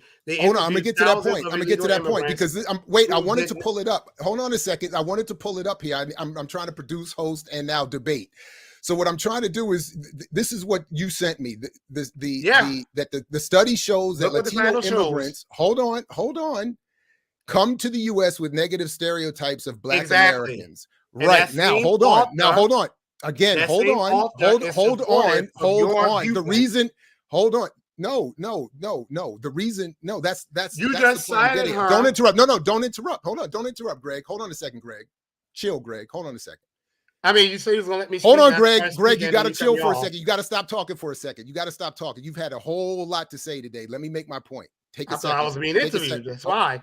Right, and I've let you have a lot to say, and now I'm going to respond. But you have to stop talking for a second to let that happen. So take a breath. Just ask me questions, though. Okay, here you go. I'm just going to mute you for a second. Hold on. Let me just mute you for a quick second so I can get this point out.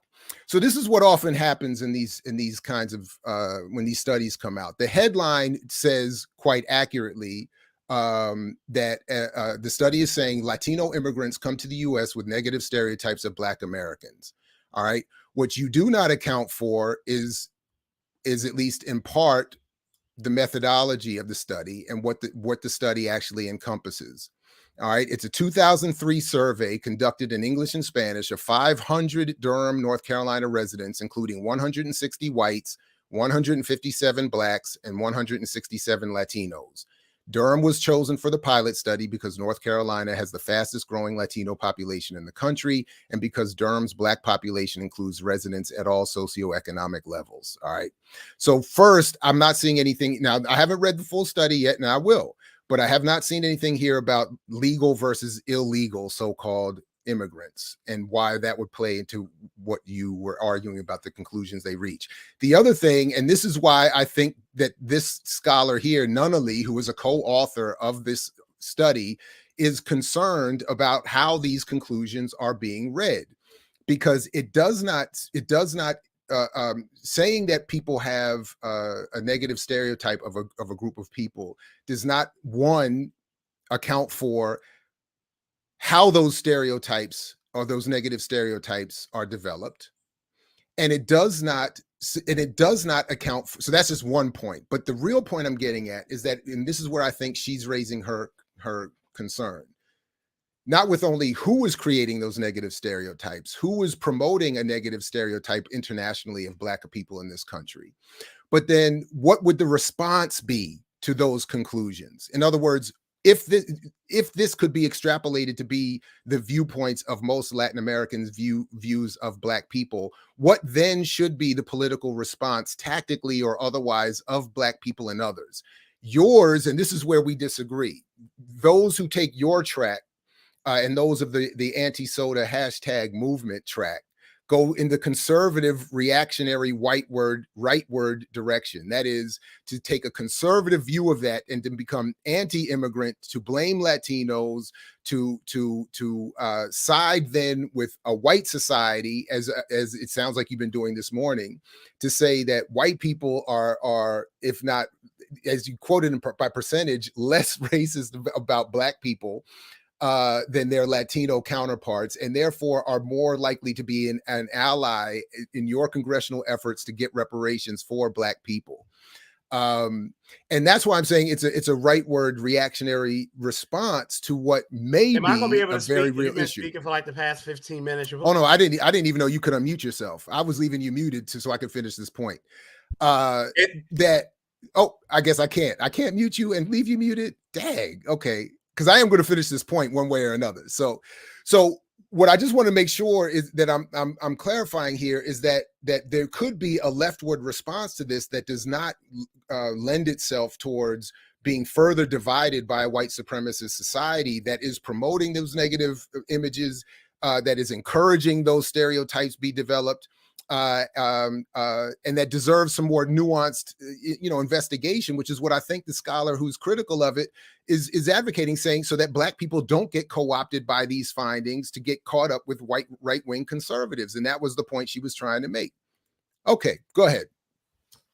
Okay, am I going to be able to finish? So let me go back to what you were asking me 15 minutes ago. It hasn't been 15 minutes. It hasn't even been 5. 20 then. No, it's been 5. I'm looking at the clock. First of all, indigenous people, as you call them, they have participated in anti-Blackness. They absolutely have.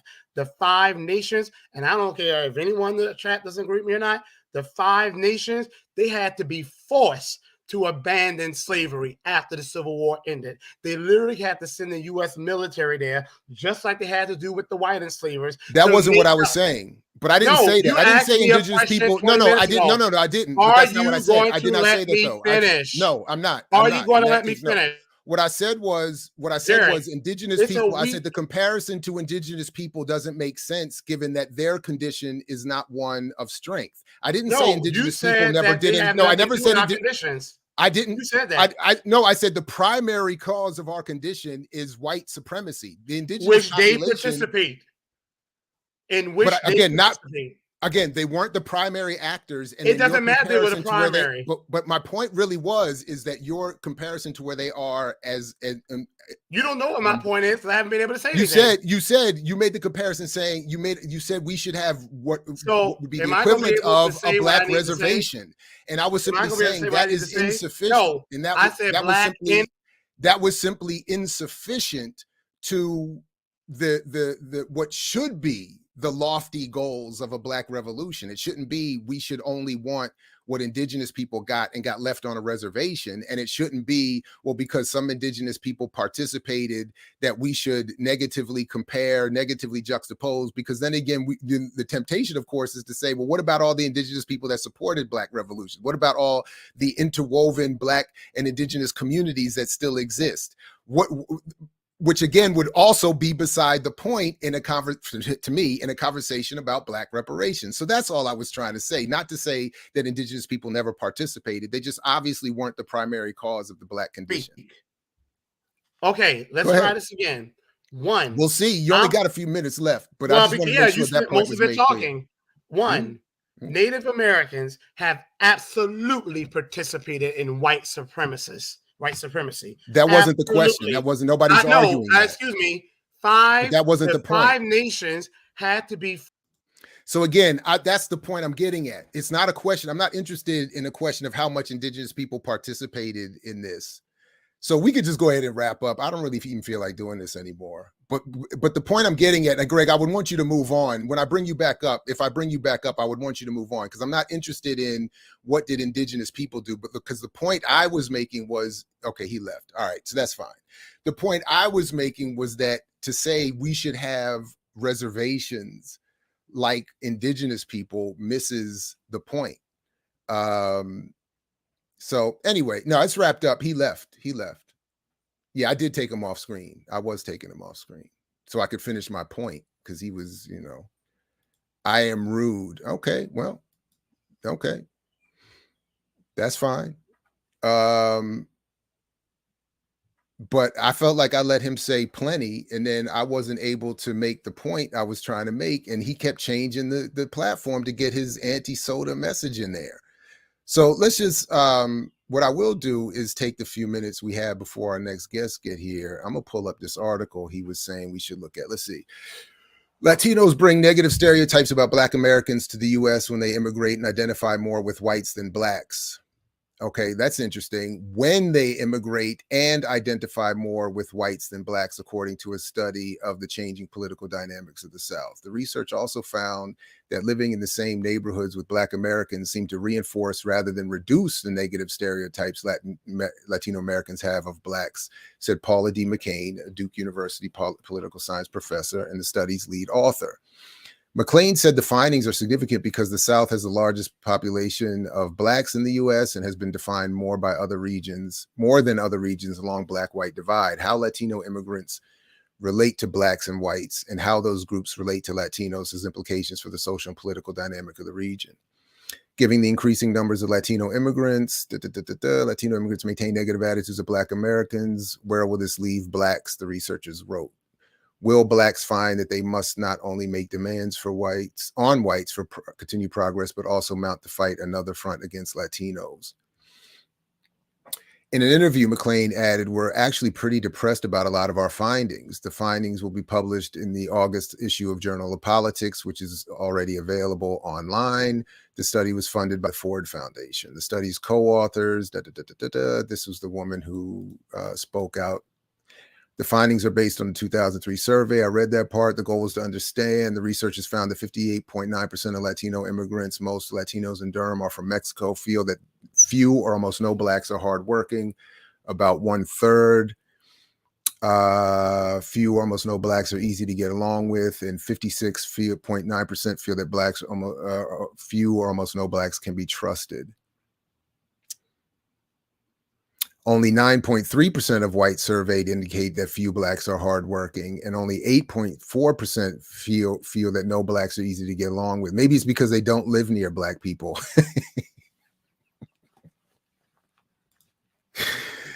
Oh, man.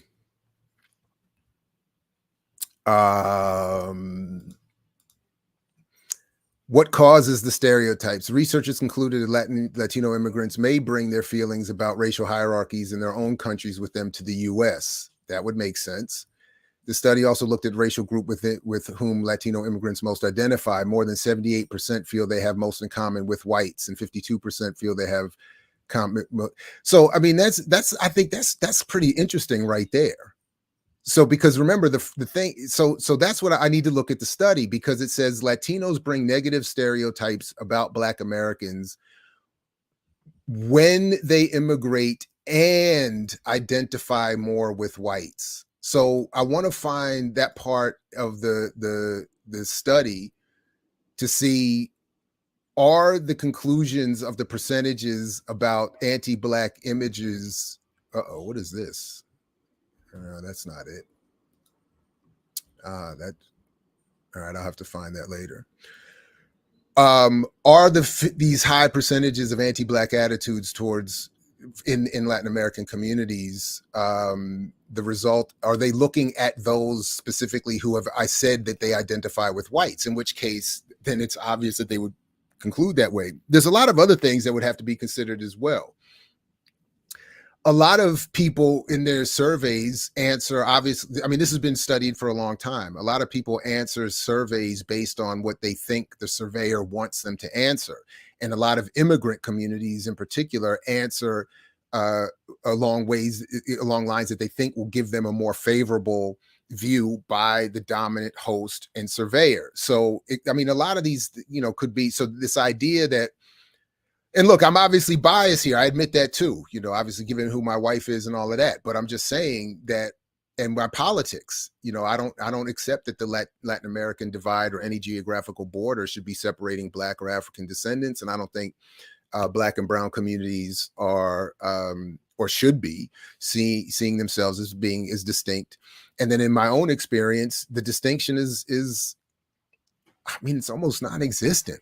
I mean, if I got very anecdotal, I mean, particularly now familially, but the whole diaspora is just I mean, there's so much overlap. So I don't know.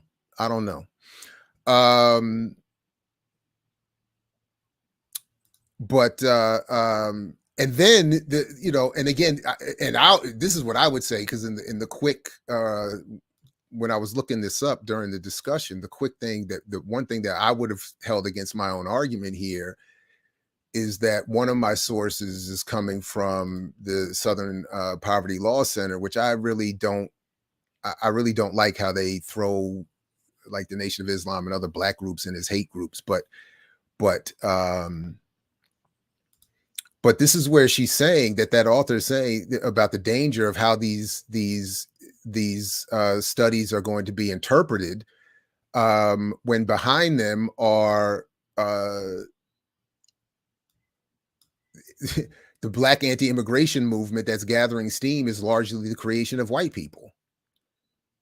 And it's just talking about what we had looked at when we were dealing with the anti-soda folks, that a lot of their policies and even the leadership was working with some of these right-wing white supremacist groups, the Federation for American Immigration Reform in particular.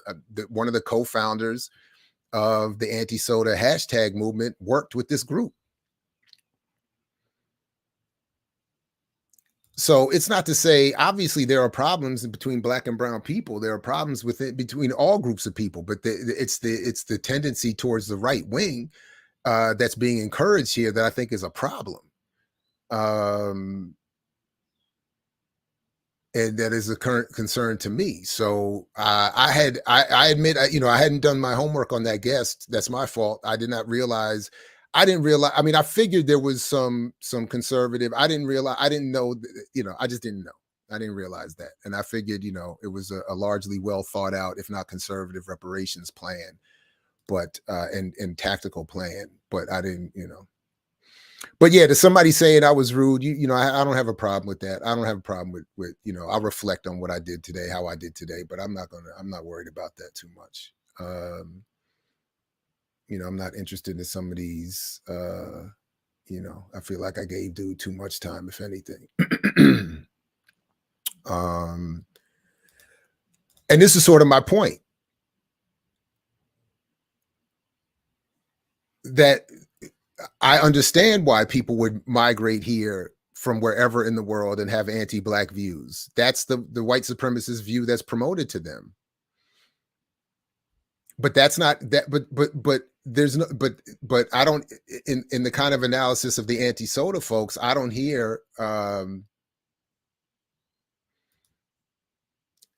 Are just as bad. Y'all don't know how to listen to each other's viewpoints. I mean, that's simply not true. I listened to his whole thing. I felt like he wasn't listening to me. And then he was making points. He was claiming I was making points that I wasn't making. So, you know, and there's simply no way you can't put me in that category. I actually reject that comment. More I think about it, I reject it. Just you could just go and look at my own personal exchange with the founders of the anti-soda hashtag group, and you can see that there's no comparison in treatment. You know, I haven't treated anybody as poorly as they've treated me. So that's ridiculous. I don't, in fact, I don't know if I would ever treat, you know, do this, tagging my job, thinking that they're going to try to get me fired and stuff like that. I mean, that's pretty trifling. Like, can you imagine that? Just because I said I'm a pan-Africanist? Y'all tripping. Anyway. So I'm expecting in a couple minutes some guests to be coming up so we can talk about fight the power and hip hop activism. We're gonna go a little longer today,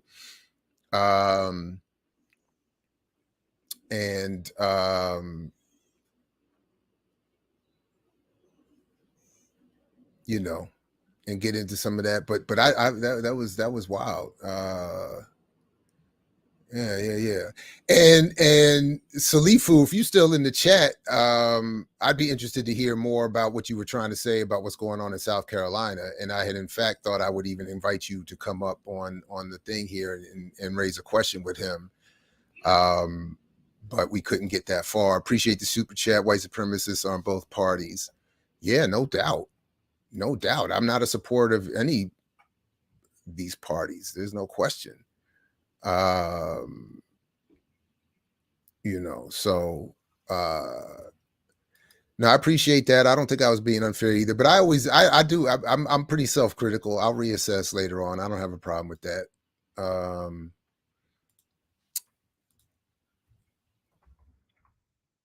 It's people ask me if it's on camera. It's a YouTube show, fool.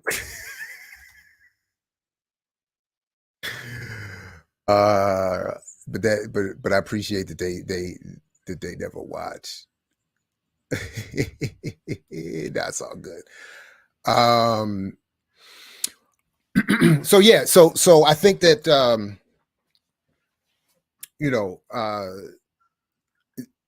I really do. I think that interview or whatever was indicative of the shortcomings of that argument, that this isn't, I mean, he was really wanting to argue about indigenous people's complicity in Black suffering as and wanting to equate it on some level. And so it's not, you know, and again, that's not to absolve any community from their participation, but again,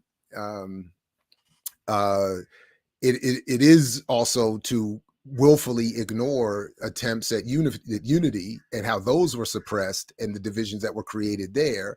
And again, my real point that I was trying to make is that it lowers the standard of what should be our revolutionary or reparative or whatever you want to call it move. That is to say, appreciate you, Keontae. Why would you want to set up a situation where the indigenous and their reservations are a standard?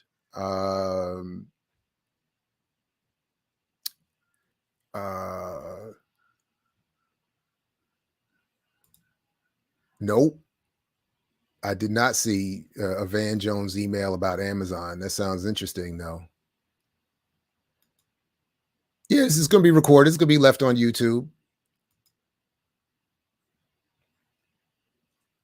I'm gonna have to ask Geechee to get his boy though. I'm gonna tell him to watch this for Friday's show and tell him like you owe me one. But then again, the appeal, the critique turns to, again, and it's not even to suggest, look, I've again been,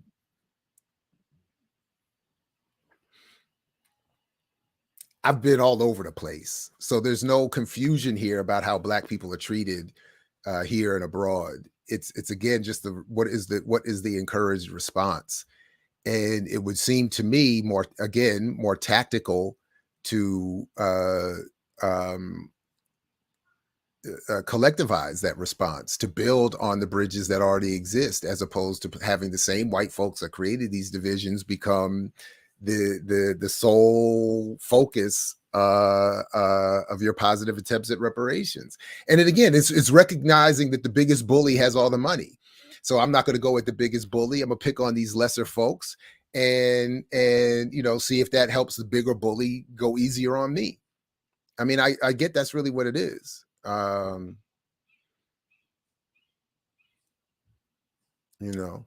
This is a good point. ADOS and FBA and the rest of the groups do a great job of diversifying their spokespeople. They have a Geechee, a former Rasta, a former Black Power nationalist, former Muslims, and one from one of each position. That's right. That's right.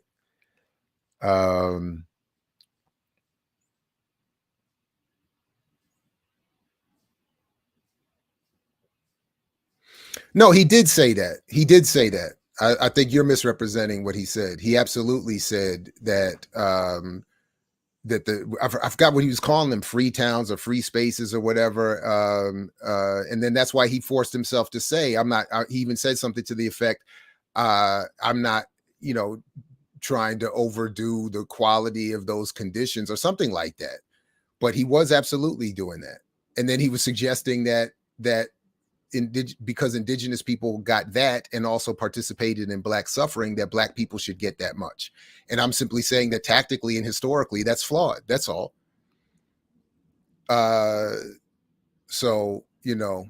anyway, let's move on. We got our guests here. Let me take a quick break. We're going to come right back and get into the discussion of Fight the Power, breaking down hip hop activism. Don't go anywhere. Much more coming up right here. And I mix what I like. Peace. I mix what I like, what I like, what I like, what I like, what I like.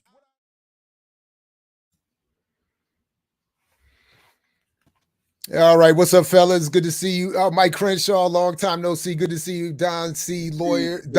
Sawyer III. Welcome. Good to meet you. Appreciate you coming through. We're expecting also my good brother Anthony Nocella to join us in just a minute. All of us are contributors in one form or fashion to this new book, Fight the Power, breaking down hip hop activism.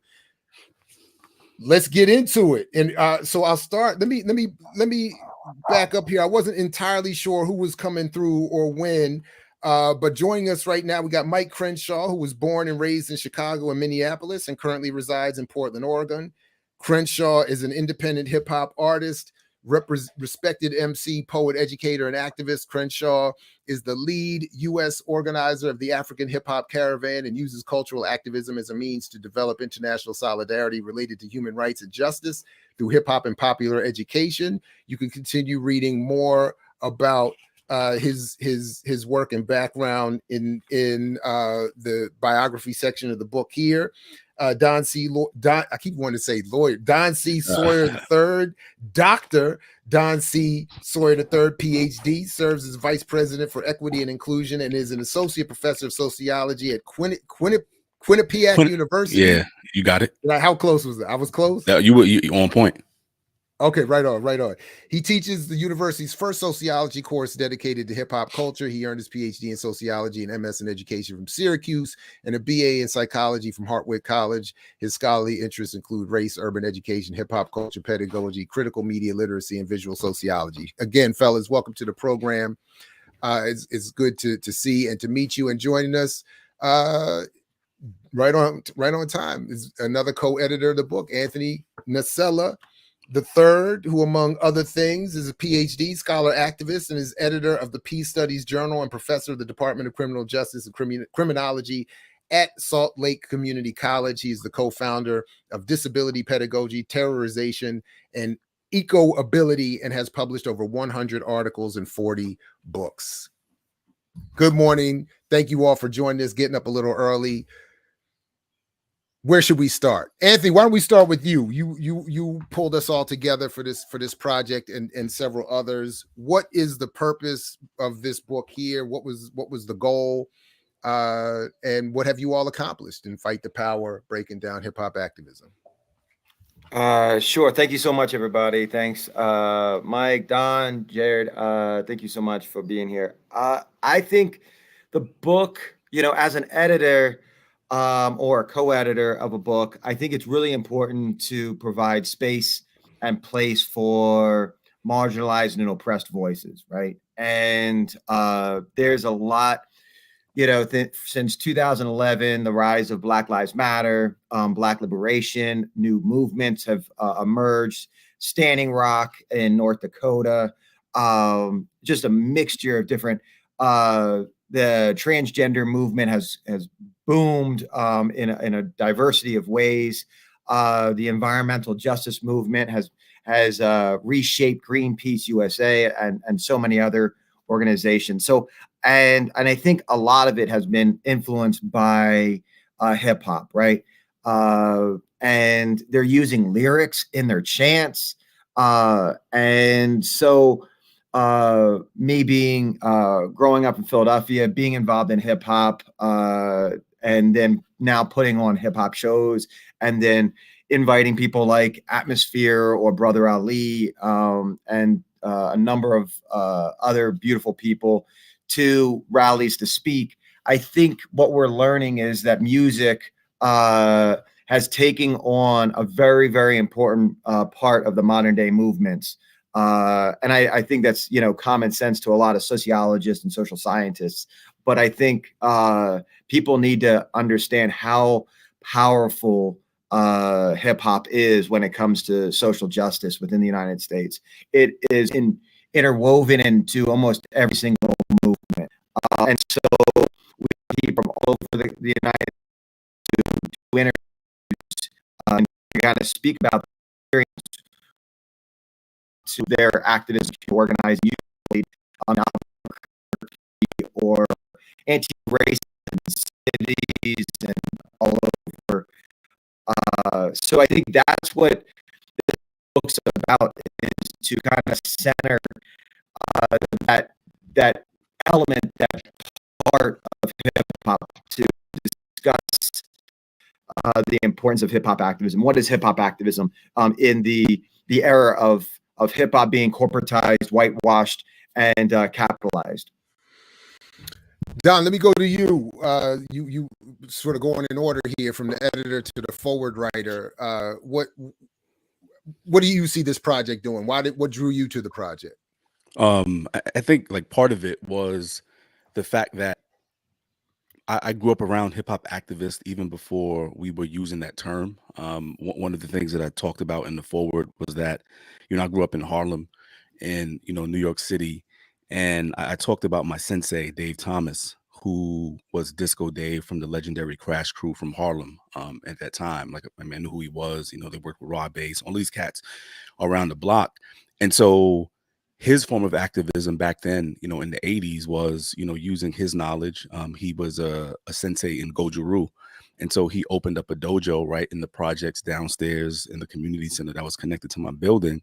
And he saw what was going on, right? This is when crack is starting to come in a little bit before that. And so the way that he used hip hop is, he allowed people to write rhymes and do stuff like that, but he brought us into the dojo because he believed that if we stayed there and trained, that we would not fall victim to what was happening in the streets. And so using his gifts and his skills and what happened, his notoriety from being a hip hop artist at the time, recruiting people in to his dojo, it kept us off the street.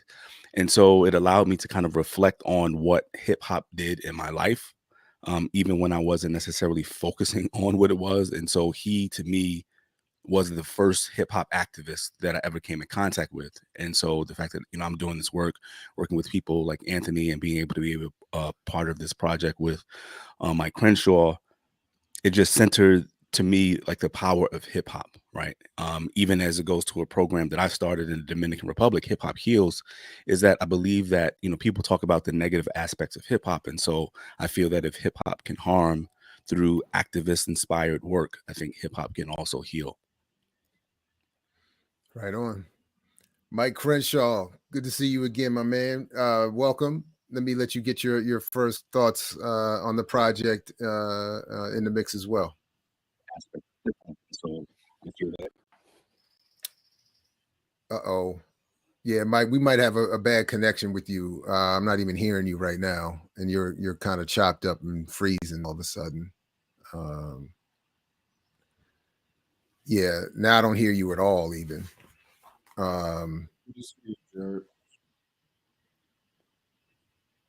Yeah, I don't.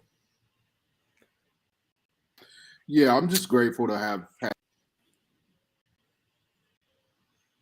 Oh man, Going on with anything happening with me over here? This isn't improving, huh? now it is a little bit. Huh? All of a sudden, now it is a little bit. Let's try again. Okay, let's try again. I'm grateful to have had the opportunity to contribute to the book and be part of this project. I think, hip hop as a culture is something that has had such an influence on me. But the time in which hip hop started to make an impression on me as a boy predated my own self-awareness and political development into becoming an adult who not only expressed himself through hip hop culture and was influenced by hip hop culture, but who was coming of age in a larger social political context in this country during the Reagan years, watching what was happening in my community firsthand and not really understanding how the environment that I was living in was actually shaping me, right? And so that my first response to things that I felt like I had to do something about in my community as a matter of self-defense and ultimately community defense was the white supremacist neo-Nazi skinheads being organized by the Ku Klux Klan, and so my peer group and I responded to that. And in doing so, I became politicized, but I didn't realize at the time that I was practicing from a political activism as much as I was just doing what I felt I had to do with my friends.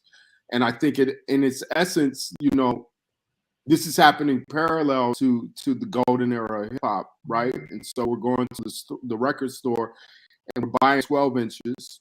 We're buying hip hop singles, but we're buying hip hop punk rock 7 inches at the same time. And we're seeing the convergence of skateboard culture and hip hop culture, and we're listening to Bad Brains and Beastie Boys and Public Enemy, and we're fighting Nazis. And that was just the day-to-day reality. Much later, that work actually, the activism continued, and it went from street level violence to actually learning how to develop curricula and learning how to teach popular education, and doing public speaking. And ultimately, my activism got me invited to the continent of Africa, where I met people who, just like me, worked in classrooms, worked in community centers, served youth, and were amazing MCs, amazing B-boys, amazing spoken word artists. And they identified as cultural activists. They were like, we're cultural activists. And then a light bulb came on, like, that's what I am. I'm a cultural activist. Oftentimes we compare ourselves as artists to whoever gets the most exposure in the commercial sense, right? And those of us who are on more conscious end and community oriented end of the spectrum don't often get the spotlight. This book has been an opportunity for me to realize how many other people there are that are also committed and who also have the same kind of priorities. So I'm in the cipher of greats with Nocella, yourself, Don Sawyer, and I'm just glad to be part of it. So let me ask you all, one of the big question I had for all of you to chop up this morning, the one big one that I had was that, as I was been reading through this, it's been a reminder of sorts that I kind of feel like the bah humbug guy when it comes to talk about hip hop activism. because I read, you know, all of your contributions, some of the other one, you know, there are a lot of people who continue to and have historically taken that label of hip hop activism and try to in a very positive, progressive way apply it to their preferred areas of work. But I've always felt like it lacked a political clarity in the phrase and was easily co-opted. So I became very frustrated by the use of the phrase. And then when I asked, even just this past semester in the one class, hip hop related class that I was teaching, do you all even know, or are you all familiar with the phrase hip hop activist? And none of them were. Actually, that's 2 semesters running on that question. So I don't, you know, I guess the big question I have is, you know, what do you all see in terms of the phrase of hip hop activism, how it's been used or applied historically, where it is today? What do you think it means? Yeah, in no particular order. I'm just, you know, and I don't even know if my question is clear enough. But yeah, I would like to. So I'm sure Don doesn't remember because it was probably just like a side note to him. But it was a long time ago. We both got our PhDs at Syracuse University, and we were having lunch. And Don, I was in that same boat, Jared. I was like, hey, hip hop has to be activist. Hip hop has to be about social justice. Hip hop has to be all about this. And Don's like, no, it doesn't. And it's like, it can be fun. It could be like goofy. It could be corporate. Hip hop could be a lot of things. And it really just opened my mind to like what Mike said was like, hip hop is a culture.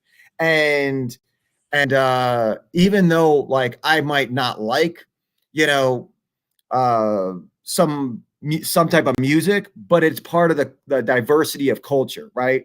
And you know, being a transformative justice activist, being a prison abolitionist, I'm not for cancel culture. And so, you know, you just can't cancel people out of hip hop, right? And I think you can, something that's so beautiful about hip hop is like you love your hater and you can learn from everyone, right? So I think, yeah, I don't know if Don remembers that conversation. It was probably like just like, you know, him talking, you know, just randomly about like, and I'm like, okay, I thought that was a deep insight for me because I had to check myself because I was like putting down people that were, you know, doing hip hop, but it wasn't always like talking about capitalism and wasn't talking about, you know, racism and sexism and homophobia and anti-LGBT and et cetera, right? So I don't know if going off of that, Jared, you know, I don't know if Don, you know, wants to expand on that or change his perspective or what. Yeah, I mean, excuse me, Jared, I think you're on point with your question and statement, right? Like to be the bah humbug, because a lot of times we try and name certain things and think everything has, or we think everything is revolutionary. Like being against something makes you a revolutionary, and it doesn't, right? Because a lot of people are against this, against that, but never articulate what they're actually for. And so, like Anthony, I do remember, you know, that conversation, because people try to make hip hop into something that it's not, right? People make it seem like, you know, back in the day it was this, as if we were all sitting in circles with our hands raised and humming. Like that's not what hip hop was. Hip hop has always been multidimensional, right? Like there were people who were political, there were people who were talking about shaking whatever part of your body they wanted to see. Like it was always there. It was an option, right? Some people were out in the streets. And for me, when I think about a hip hop activist, I'm not out in the streets with a bullhorn. Right. I understand that I use hip hop as a tool within my sphere of influence. And so my activism is in the classroom with my students. My activism is in the programs that I do with public schools in the community that I live in. My activism is in, you know, the project that I developed working with Haitian and hip hop youth, and Haitian and Dominican youth in the Dominican Republic. And so that's my activism. And so it's not necessarily tied to a political agenda where I'm writing necessarily representatives, but I'm working with principals, I'm working with, you know, superintendents, I'm working with, you know, the provosts and department chairs about, you know, disrupting the curriculum in certain spaces. I'm working with building community with Haitian and Dominican youth because we all know their troubled history, but they all have a love of hip hop. So you're bringing them together through a love of hip hop and hopefully making an impact in their lives. And so that's how I see my hip hop activism, right? I'm not necessarily rolling in the streets like some people feel that hip hop activism has to be, and that's what it's supposed to look like. To speak to this question as well, I would be remiss to not, look at Black Lives Matter. Okay. So, since the murder of Trayvon Martin, we've had protests and demonstrations for racial justice, taking up public space in a very profound way. And in that, we've had people of the recent and current generation, people who are far younger than me, people who are part of the now hip hop generation in the streets, taking leadership, taking up space and stepping into their own. I think, when we talk about action, we look at the age of all of us, we're similar in age, right? We're folks that are closer to retirement than to I wish they keep telling me I got to go another 15, 17 years.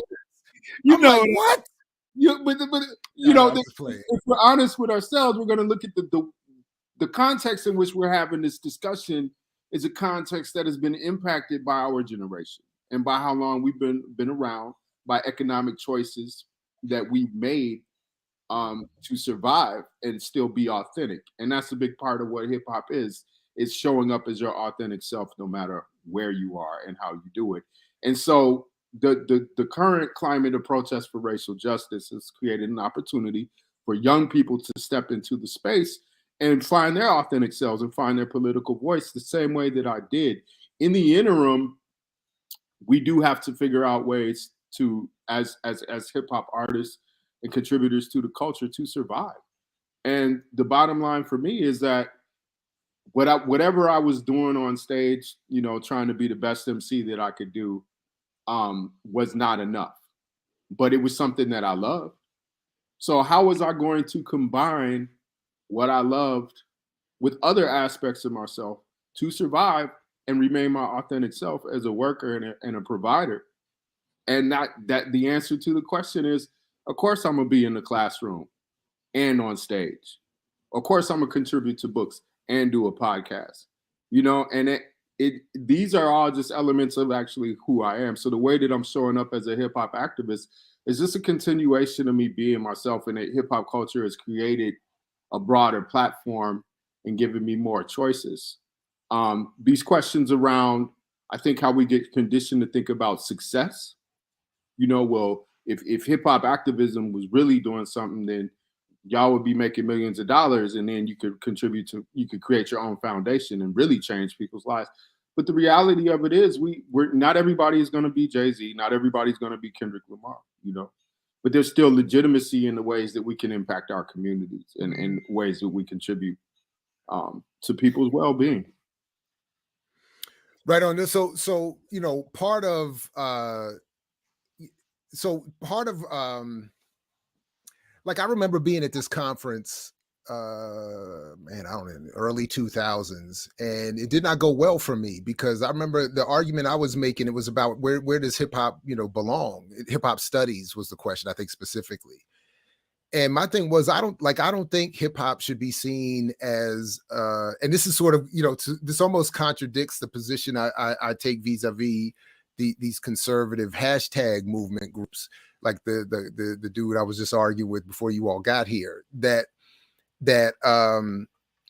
because initially my argument was hip hop, by trying to isolate hip hop studies, hip hop activism, hip hop culture, to me was an attempt, and is an attempt, to divorce it from its political, cultural, historical origins, being specifically with Black people, the African experience in this part of the world. And so my argument at this conference was hip hop studies should be a subset at best of Africana studies. Hip hop activism and cultural and culture should be studied as offshoots of Black and African, pan-African experiences, so that the people don't get left behind the genre and the labeling. And anyway, and it feels like it, to a large extent, that is what has gone on. That the label of hip hop has been used as a euphemism for Black and brown and oppressed communities. It's been used as a way to generate a lot of nonprofit funding for what should be more grassroots radical political efforts. And then for me, you know, the quintessential horrific moment was that 2004 National Convention in Jersey, where everybody was like, you know, hip hop is going to rally behind John Kerry for president. I was just like, how? So in other words, anyway, and again, I don't have a particularly well-formed question here, but again, I'm just wondering what you all think, and maybe we can. I use this as a segue to the next question I did have to ask you all to talk more about what you all put in your essays, but. This question of doesn't hip hop need a more, didn't it then, and does it still now need a more clear ideological definition? Does it need to be more clearly connected in the way it's genred and then set off for analysis to Black people and the communities that produced it initially and the conditions that produced it initially? Anyway, what do you all think about any of that? And by all means, use it as a segue to talk about more about what you all put in your essays. Go ahead, Mike. I see. I feel like it's, you know, the culture is too vast. There's too broad of a spectrum, which I think is a good thing. That's an asset. That's powerful. For us to ask these questions, these are questions for us to answer ourselves through our own work and our own efforts. If I said to you, Jared, I feel like hip hop has to have a more defined direction culturally and politically, and that the politics need to be more clear, and we need to be in unison about what direction we're going in as a culture, then it would be up to me to organize with others who felt the same way.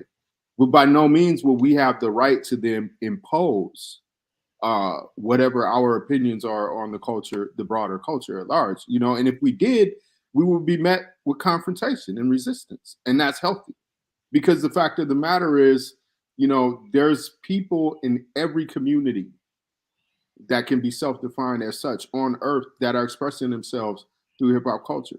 So there are people that are expressing themselves through hip hop culture in languages that we don't speak and we don't understand, that we haven't met and that we're not aware of because it hasn't been brought to our attention yet. And the conditions that they face and their dreams and their goals and their aspirations and what they've been exposed to is going to shape how they do it. And it might look entirely different than what I need to see reflected in the way that I express. There's just too much to try to get some type of uniformity. I think the greater uniformity is something that's bigger than us as individuals. And it's something that no matter how it shows up in its diversity of expression, we can still look at it and identify it and say, you know, that's hip hop. And if we can't say that's hip hop, we can say hip hop has an influence on whatever that is. And I think that that's healthy. I mean, I appreciate you saying that, right? Because I think sometimes people look at the hip hop community as a monolithic group, and clearly it's not. Like we all have, I would say, varied, you know, political aims.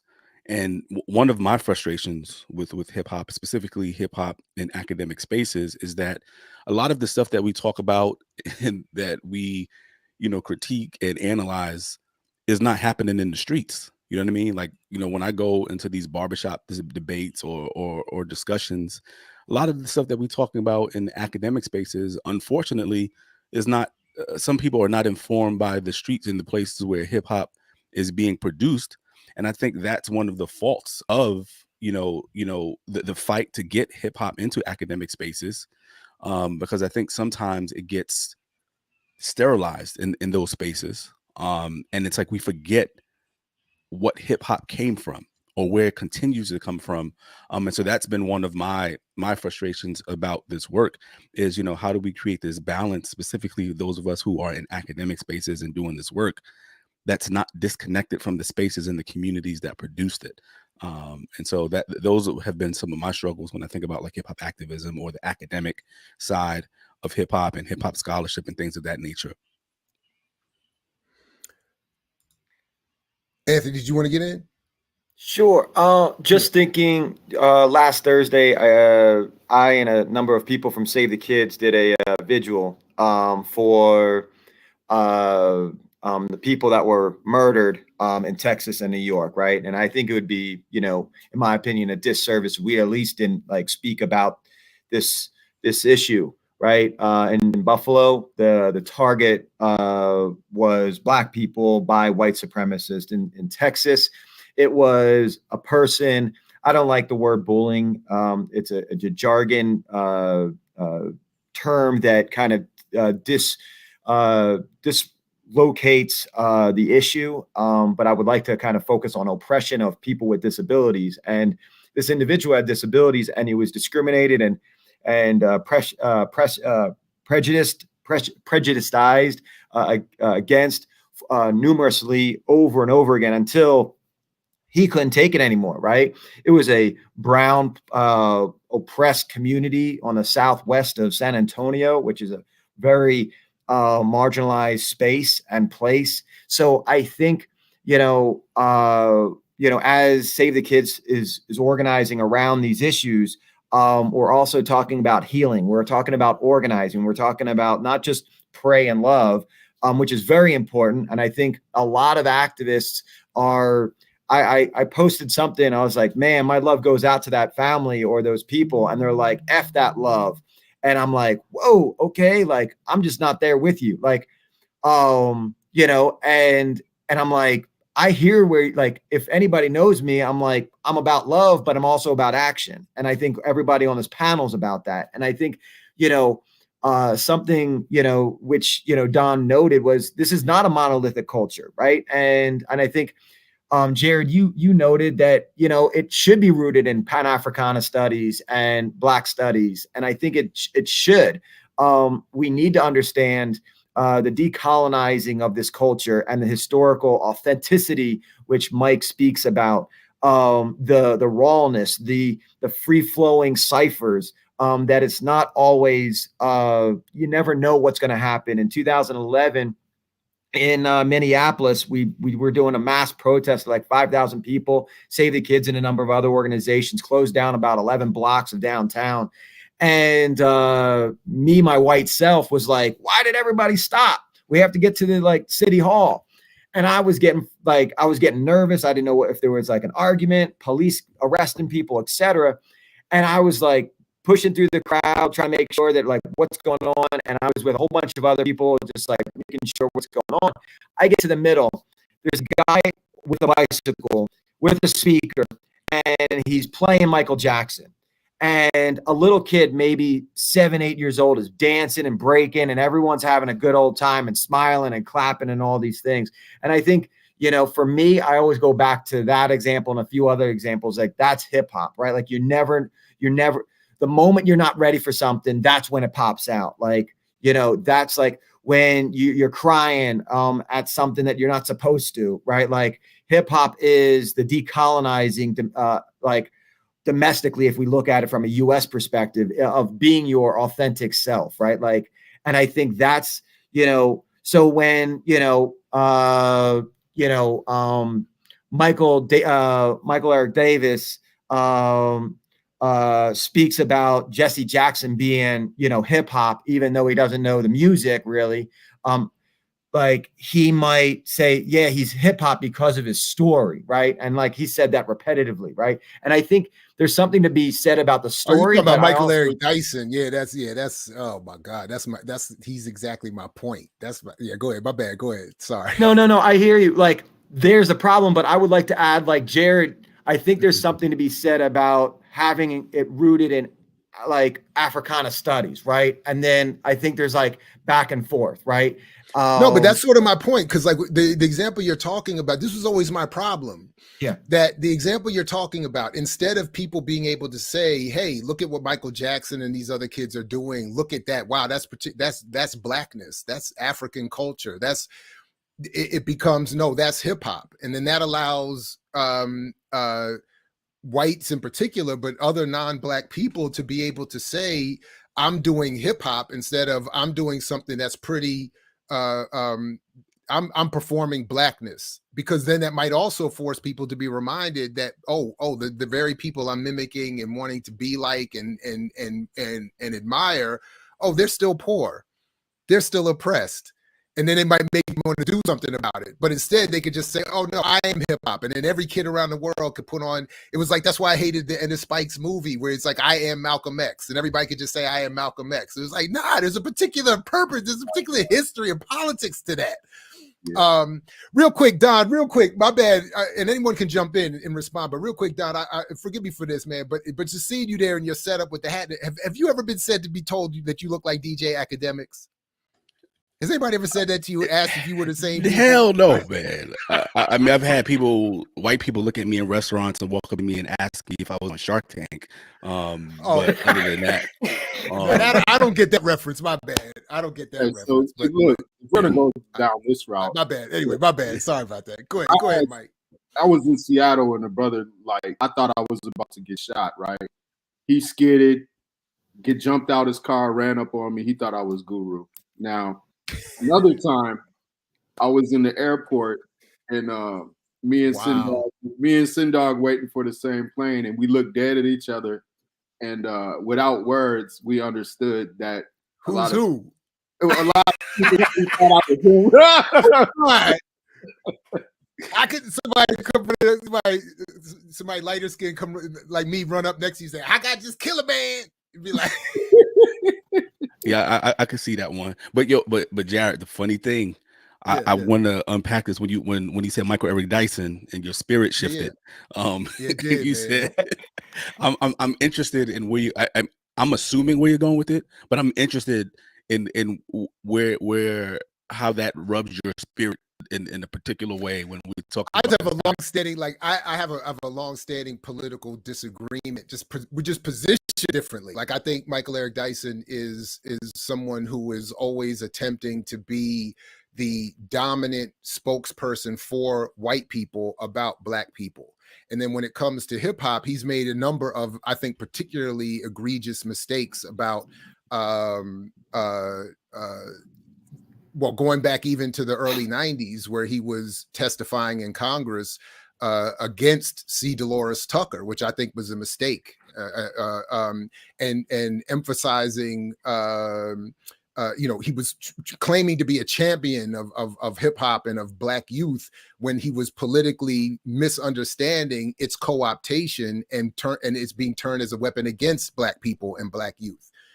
Because he's not a radical, he's not politically radical. He doesn't have a particular analysis that I think is helpful here. So, and then he wants to co-opt the situation. So he wants to do very quickly produced works around hip hop, so he can stay relevant. He could talk about Jay-Z, and he can cite Jay-Z lyrics and seem cool and all that kind of stuff. But he doesn't do anything to help with an analysis of hip hop's relationship to black and brown people, or the broader colonial capitalist white supremacist apparatus that's involved. So that's the short. Okay. That's the shortest I could do with that. That's where I thought you were gonna go, because I mean, I've heard that critique as well. And I think that's part of like the whole thing with I am hip hop piece, right? If someone gets up in a speech and quotes some lyrics, then whatever they're doing is hip hop in that moment. I don't necessarily agree with that, and I think there is an effort in certain ways, like I said, specifically, and I keep on going back to the academic space because that's where I reside. And so when I'm teaching my course on sociology of hip hop, one of the questions that I ask students, I don't remember what week it's in, but the question for the week is hip hop black? Now, this last class that I had, it was probably like 40% students of color in this class, and saying like, is hip hop black? And people were saying no. And I was like, what? And I was like, give me more, right? Because they were saying that, because it's everyone can participate in it. I love it. I do all of this stuff. And I was like, yeah, but that doesn't mean anything. I was like, and this was like random off the top of my head. Like, how many people eat Chinese food? And people, raise their hand. I was like, just because all of us eat Chinese food, does that make it any less Chinese? Because everyone can participate, everyone can cook it. But we understand like the cultural roots and stuff that where it's come from. And I think that's the piece, like with hip hop being so open in certain spaces, that allows people to dissect hip hop and separate it from the culture that you're talking about, like the black and brown culture that created it. But see, that's my point. Mm-hmm. Your example's perfect. So like 25 or whatever years ago, I don't know, there was a Chinese woman in my PhD program. And at the end of the program, she invited us and one of our professors to an actual Chinese dinner. She said, come have some Chinese food. And I admit, particularly then, I was wildly ignorant about what that meant. And I assumed I was going to get probably just a better version of what we get at restaurants. And that's the point, that the meal had nothing to do with. So that's the point I'm getting at. And that's what I think has been lost in too often in these comparisons, and that in particular with hip hop, that the hip hop that we now know, that's not authentic. That's not the raw expression of the people. That's the form that has been intentionally crafted and shaped for consumption on a mass level by white and other, by a white society. And that's where we, so people are thinking they're eating Chinese food. Did they ever go to China or sit down with an actual Chinese meal? They're going to be like, whoa. And that's why when a lot of times when people who are all about hip hop come to an actual political space around the conditions of the progenitors of hip hop, they get confused, and the politics get confused. So that's, anyway, sorry, but go ahead. Everybody else jumping in. Yeah, go ahead. Jared, I would just want to say, I always kind of going back to that. I mean, a lot of hip hop heads have said hip hop's for everybody. Hip hop's for everybody.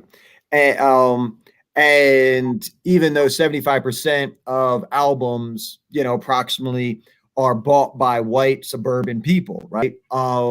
Which is great, whatever, people buy it.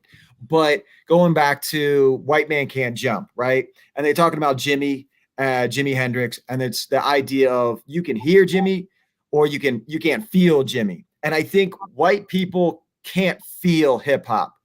You can hear hip hop, but you can't feel hip hop. And if you are going to feel hip hop, you have to take the black experience out of hip hop, in my opinion, right? So I will always be part of hip hop. I always appreciate hip hop, but I am not hip hop, right? And that's just from my perspective. Somebody might challenge it. I know a lot of people in Zulu Union that are going to challenge that, et cetera. They're like, no, hip hop's for everybody. I think it's for everybody. We can listen to it, but we just will not hear it and feel it, if that makes sense, Jared. It does. No, go ahead, Mike. Yeah, go ahead. Mm-hmm. Yeah, this has always been a strong point for me too. I always understood that, in essence, hip hop is Black cultural expression, and that whatever we were doing in the New York boroughs in the '70s was actually a contemporary channeling of ancient practices, right? In terms of rhythm and movement and oral traditions. So I know that. That's always going to be at the core of what hip hop is.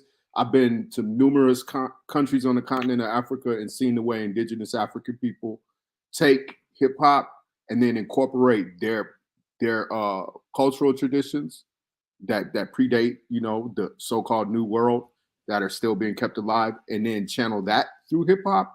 And they're very aware of that kind of reclamation of something that was allegedly or supposedly just created by Africans in the diaspora. And they're like, no, it was always ours, So people know this, but if that's something that you don't know, I'm not going to argue with you about it either. You know what I mean? It's not up for debate to me. It's an understanding. The degree to which I get annoyed when people appropriate and don't pay homage or recognize is something that I'm still working on, because I don't want to let my day get ruined by somebody's ignorance.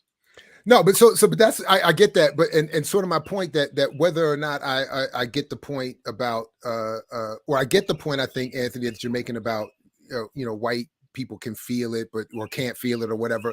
But to me, that is also not my main point or focus. It's not that I'm saying whites can or can't feel or whatever, or participate or whatever. It's my main point is that by the genreification of it and labeling everything as hip hop as opposed and disconnecting it from the people, is that it allows for people to move their political focus away from the fact that there needs to still be a struggle to deal with the conditions of the people that produce the art. So I almost don't care who can and cannot feel the cultural expression as much as I care about who is being drawn away from the fact that these communities are still suffering, and in some cases are worse off than ever. So that's really the point I'm getting. And then when everything is called hip hop and hip hop this and hip hop that, it seems like the Black people in particular who originated get left out of all of the projects and all that could be produced as a result of those projects. That's sort of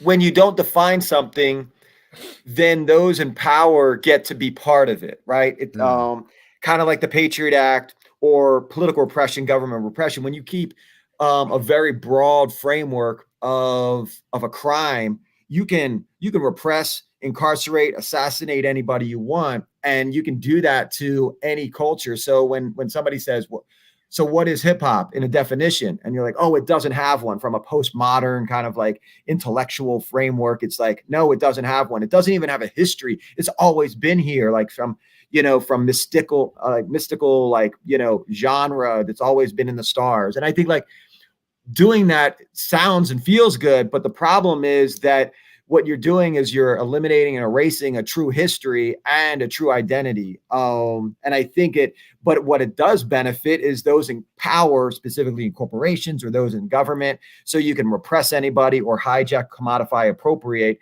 I mean, just like yoga, when, people in yoga are like, yo, I'm doing yoga today. It's like $45 a session. I'm doing it. It's awesome. Hot yoga. And I'm like, oh, so you're Hindu. And they're like, what does that have to do with yoga? And I was like, it's part of the prayer. And so, I got all these people I know around the country that are like, oh, I'm going to this like nonprofit, be it in the Twin Cities or here or Philadelphia or Miami. They're now learning how to break dance. And, you get your $50 a month to learn how to break dance. And it's just more commodification. So, I mean, just like yoga, now they're doing break dancing, and they were, before that they were spinning around on a pole. And so it's like, and I think they don't know the actions and where it's located, what culture, and it has a definition. I don't know if that makes sense, Jared. Anthony, no, it does. Let me ask you this, because unfortunately we got to move towards closing out. I didn't even realize we were this far into the hour already. So my apologies. But there's a little bit of a critique for you out here, Anthony, about an apparent 2006 visit you made to Quantico to teach the FBI about hip hop. Is that right? And what is the context for that? What happened? What's that all about? All right, Incorporated. What'd you say, Mike? I said, was that the Funky Bunch Incorporated? Yeah, exactly. It was West Virginia University. It was a criminology program / FBI, and they were asking on numerous amounts of people, specifically around the atom liberation movement. And so I did my generic 30-minute presentation. And I wanted to, as somebody to study repression, I wanted to get to know a little bit more about what they were doing, et cetera. And that was, for the most part, that's what it was. It was a presentation for 30 minutes. Because, as you said, Jared, like, whoa, what's going on here? I think a lot of people thought it was more than it was. It was, I think, was I giving over information? Was I snitching on people, et cetera? It wasn't a courtroom. It wasn't a case. It was just information. But I wanted to know, what were they doing? What was their curriculum? What was their syllabus? And then how do they, if you look at numerous amounts, Johns Hopkins, Georgetown, Syracuse University, there's a lot of institutions that are collaborating with the military industrial complex or the security industrial complex. And, and I think we need to know who that is. And I also think, like, when I go into activist or community organizing spaces and I say, hey, who's the head of the FBI, or who the head of the NSA, or who's the head of, the security studies department at Georgetown, et cetera, we need to be more aware and educated about these things, if that makes sense, Jared. I hear you. I don't think Would I do it again? No. But was it worth it? Not really. But I had to ask. I just saw the clip, but I hear you. Sure. Was it a problem? Yeah. Did I learn from it? Do I get people always asking? Yeah. I mean, I know who I've been for the last 30 years of my life, you know, and I think, you know, are we perfect? No, not at all. Do we make mistakes? Yeah. Man, speak for yourself, homeboy. It's like, I'm just playing. No, just a couple comments that I'm looking through real quick. Yeah, I did bring this up that I agree that hip hop should be part of Black studies. Yeah, I think Dolores Tucker should be revisited. What else? Anybody? Let me give you all any last concluding comments or anything you want to leave us with. I'm happy to have you all back and do parts 2s and 3s and all of that. Oh man, I would love for there to be a 2022 self-destruction. Mike Crenshaw, what you got on that? Yeah, there definitely needs to be a 2022 self-destruction. I think, you know, with the debate around what firearm control and what needs to happen in reflection on the tremendous loss of life that we just recently had in New York and Texas and will continue to have in this country, I think that there really needs to be a deeper exploration about, you know, the legacy of colonialism and imperialism and capitalism and genocide, and how guns were used as part of the Western project globally. You know, how I was hearing Roxanne Dunbar Ortiz. I think I heard an excerpt from her book, Native People's History, United States, if I'm not mistaken, talking about the development of Remington. You know, these certain technologies, rapid firing weapons that were used to slaughter Indians on the plains. These are stories that have been almost erased from history. So, but they're connected to the firearms industry and what those guns were originally intended for. And there's a question that we can look at around those guns still being used for that same purpose, whether it's us picking up the guns and using them against each other, or whether it's the police or military or whatever. And that's inextricably linked to white supremacy and colonial domination. So that, yeah, let's talk about that on self-destruction 2022 or 2023. And is this true? There was a revised version? I didn't know that. And just to throw the hate in there, like my man Dr. Burroughs points out, the original self-destruction was as much about keeping venues open to rappers as it was about some revolutionary activity. So I was like, yeah. Facts. I mean, I think sometimes we overshoot to like glorify certain things, right? It make a lot of times some things they're not. Like for me, I think that those of us who consider ourselves, you know, hip hop scholars or, you know, hip hop activists, I think it's important for us to, whatever knowledge that we gain, is to share and build with the people, and understand that there's knowledge that we gain from the people within these communities, because I just think that there's a disconnect. Like a lot of times when I go to these, you know, hip hop conferences, it ain't nobody from the block in these hip hop conferences. Ain't nobody reading these articles that I have to produce for tenure and promotion, right? But when I go into the barbershop, when I go and just chill on the block and have those conversations, we're not having the same conversations a lot of times, right? Because it's disconnected from the space and the place where hip hop is produced. And so we can't talk about hip hop without talking about the larger Black studies and Black cultural movements. It's impossible, but sometimes it seems as if we are disconnecting it from there. And so I think that if we're going to be true to hip hop, whatever it is and however we define it, we can't be true to it and not be connected to the spaces in which hip hop is and has historically been created. Because if your engagement with hip hop is only in an intellectual space, then I would say that it's not real hip hop. It's the commercialized Chinese food that we think is real. Word, right on. Anthony, you got anything you want to leave us with for today? And again, you know, congratulations, co-editing this I think important work, Fight the Power, breaking down hip hop activism. But go ahead, Anthony. No, I always love collaborating. I always, like, on my tombstone will be, you know, the moment you stop collaborating is the moment you start dying. But I think Arash, Ahmad, Chandra, Don, Mike, Celinda, so many people, Reese, Reyes, the list goes on of people that were part of this book, and you learn from them, you reflect from them, you grow from each other. And I think that's what's so nice about, and it's difficult. Editing a book is tremendously, in my opinion, a lot more difficult than writing a single authored book, because there's no one to challenge, or of course, some people get incarcerated, some people, have life happen to them, etc. And I think, and so sometimes this book specifically took a little bit longer than expected, just because we were wanting to make sure that we had everybody involved in it, if that makes sense.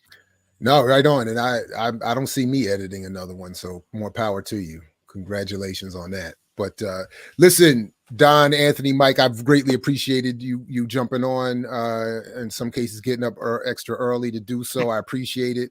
I'm happy to have parts 2 and 3. So let's stay in touch, and we can get other contributors on as well. But thank you all very much. Really appreciate you coming on. Peace if you're willing to fight for it, like Fred Hampton used to say. We'll catch you next time. Thank you very much, fellas. All right, peace. Thank you. Thank you. Thank you. I mix what I like, what I like, what I like, what I like, what I like.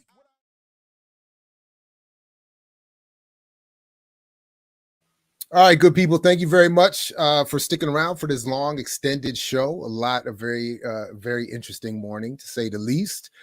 Please do continue to support the platform. Get you some new merch, blackpowermedia.org. New stuff coming out.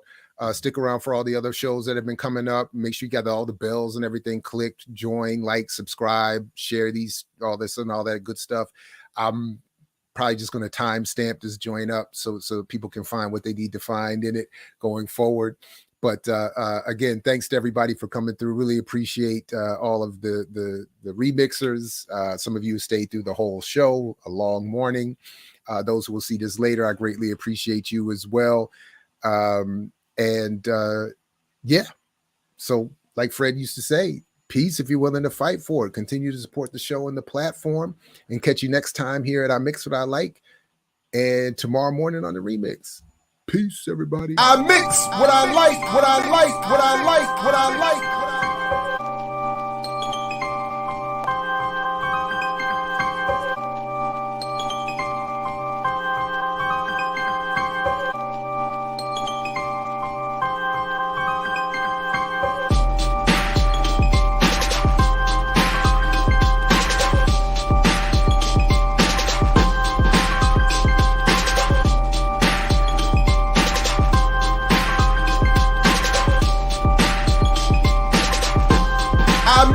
What I like, what I like, what I like, what I like.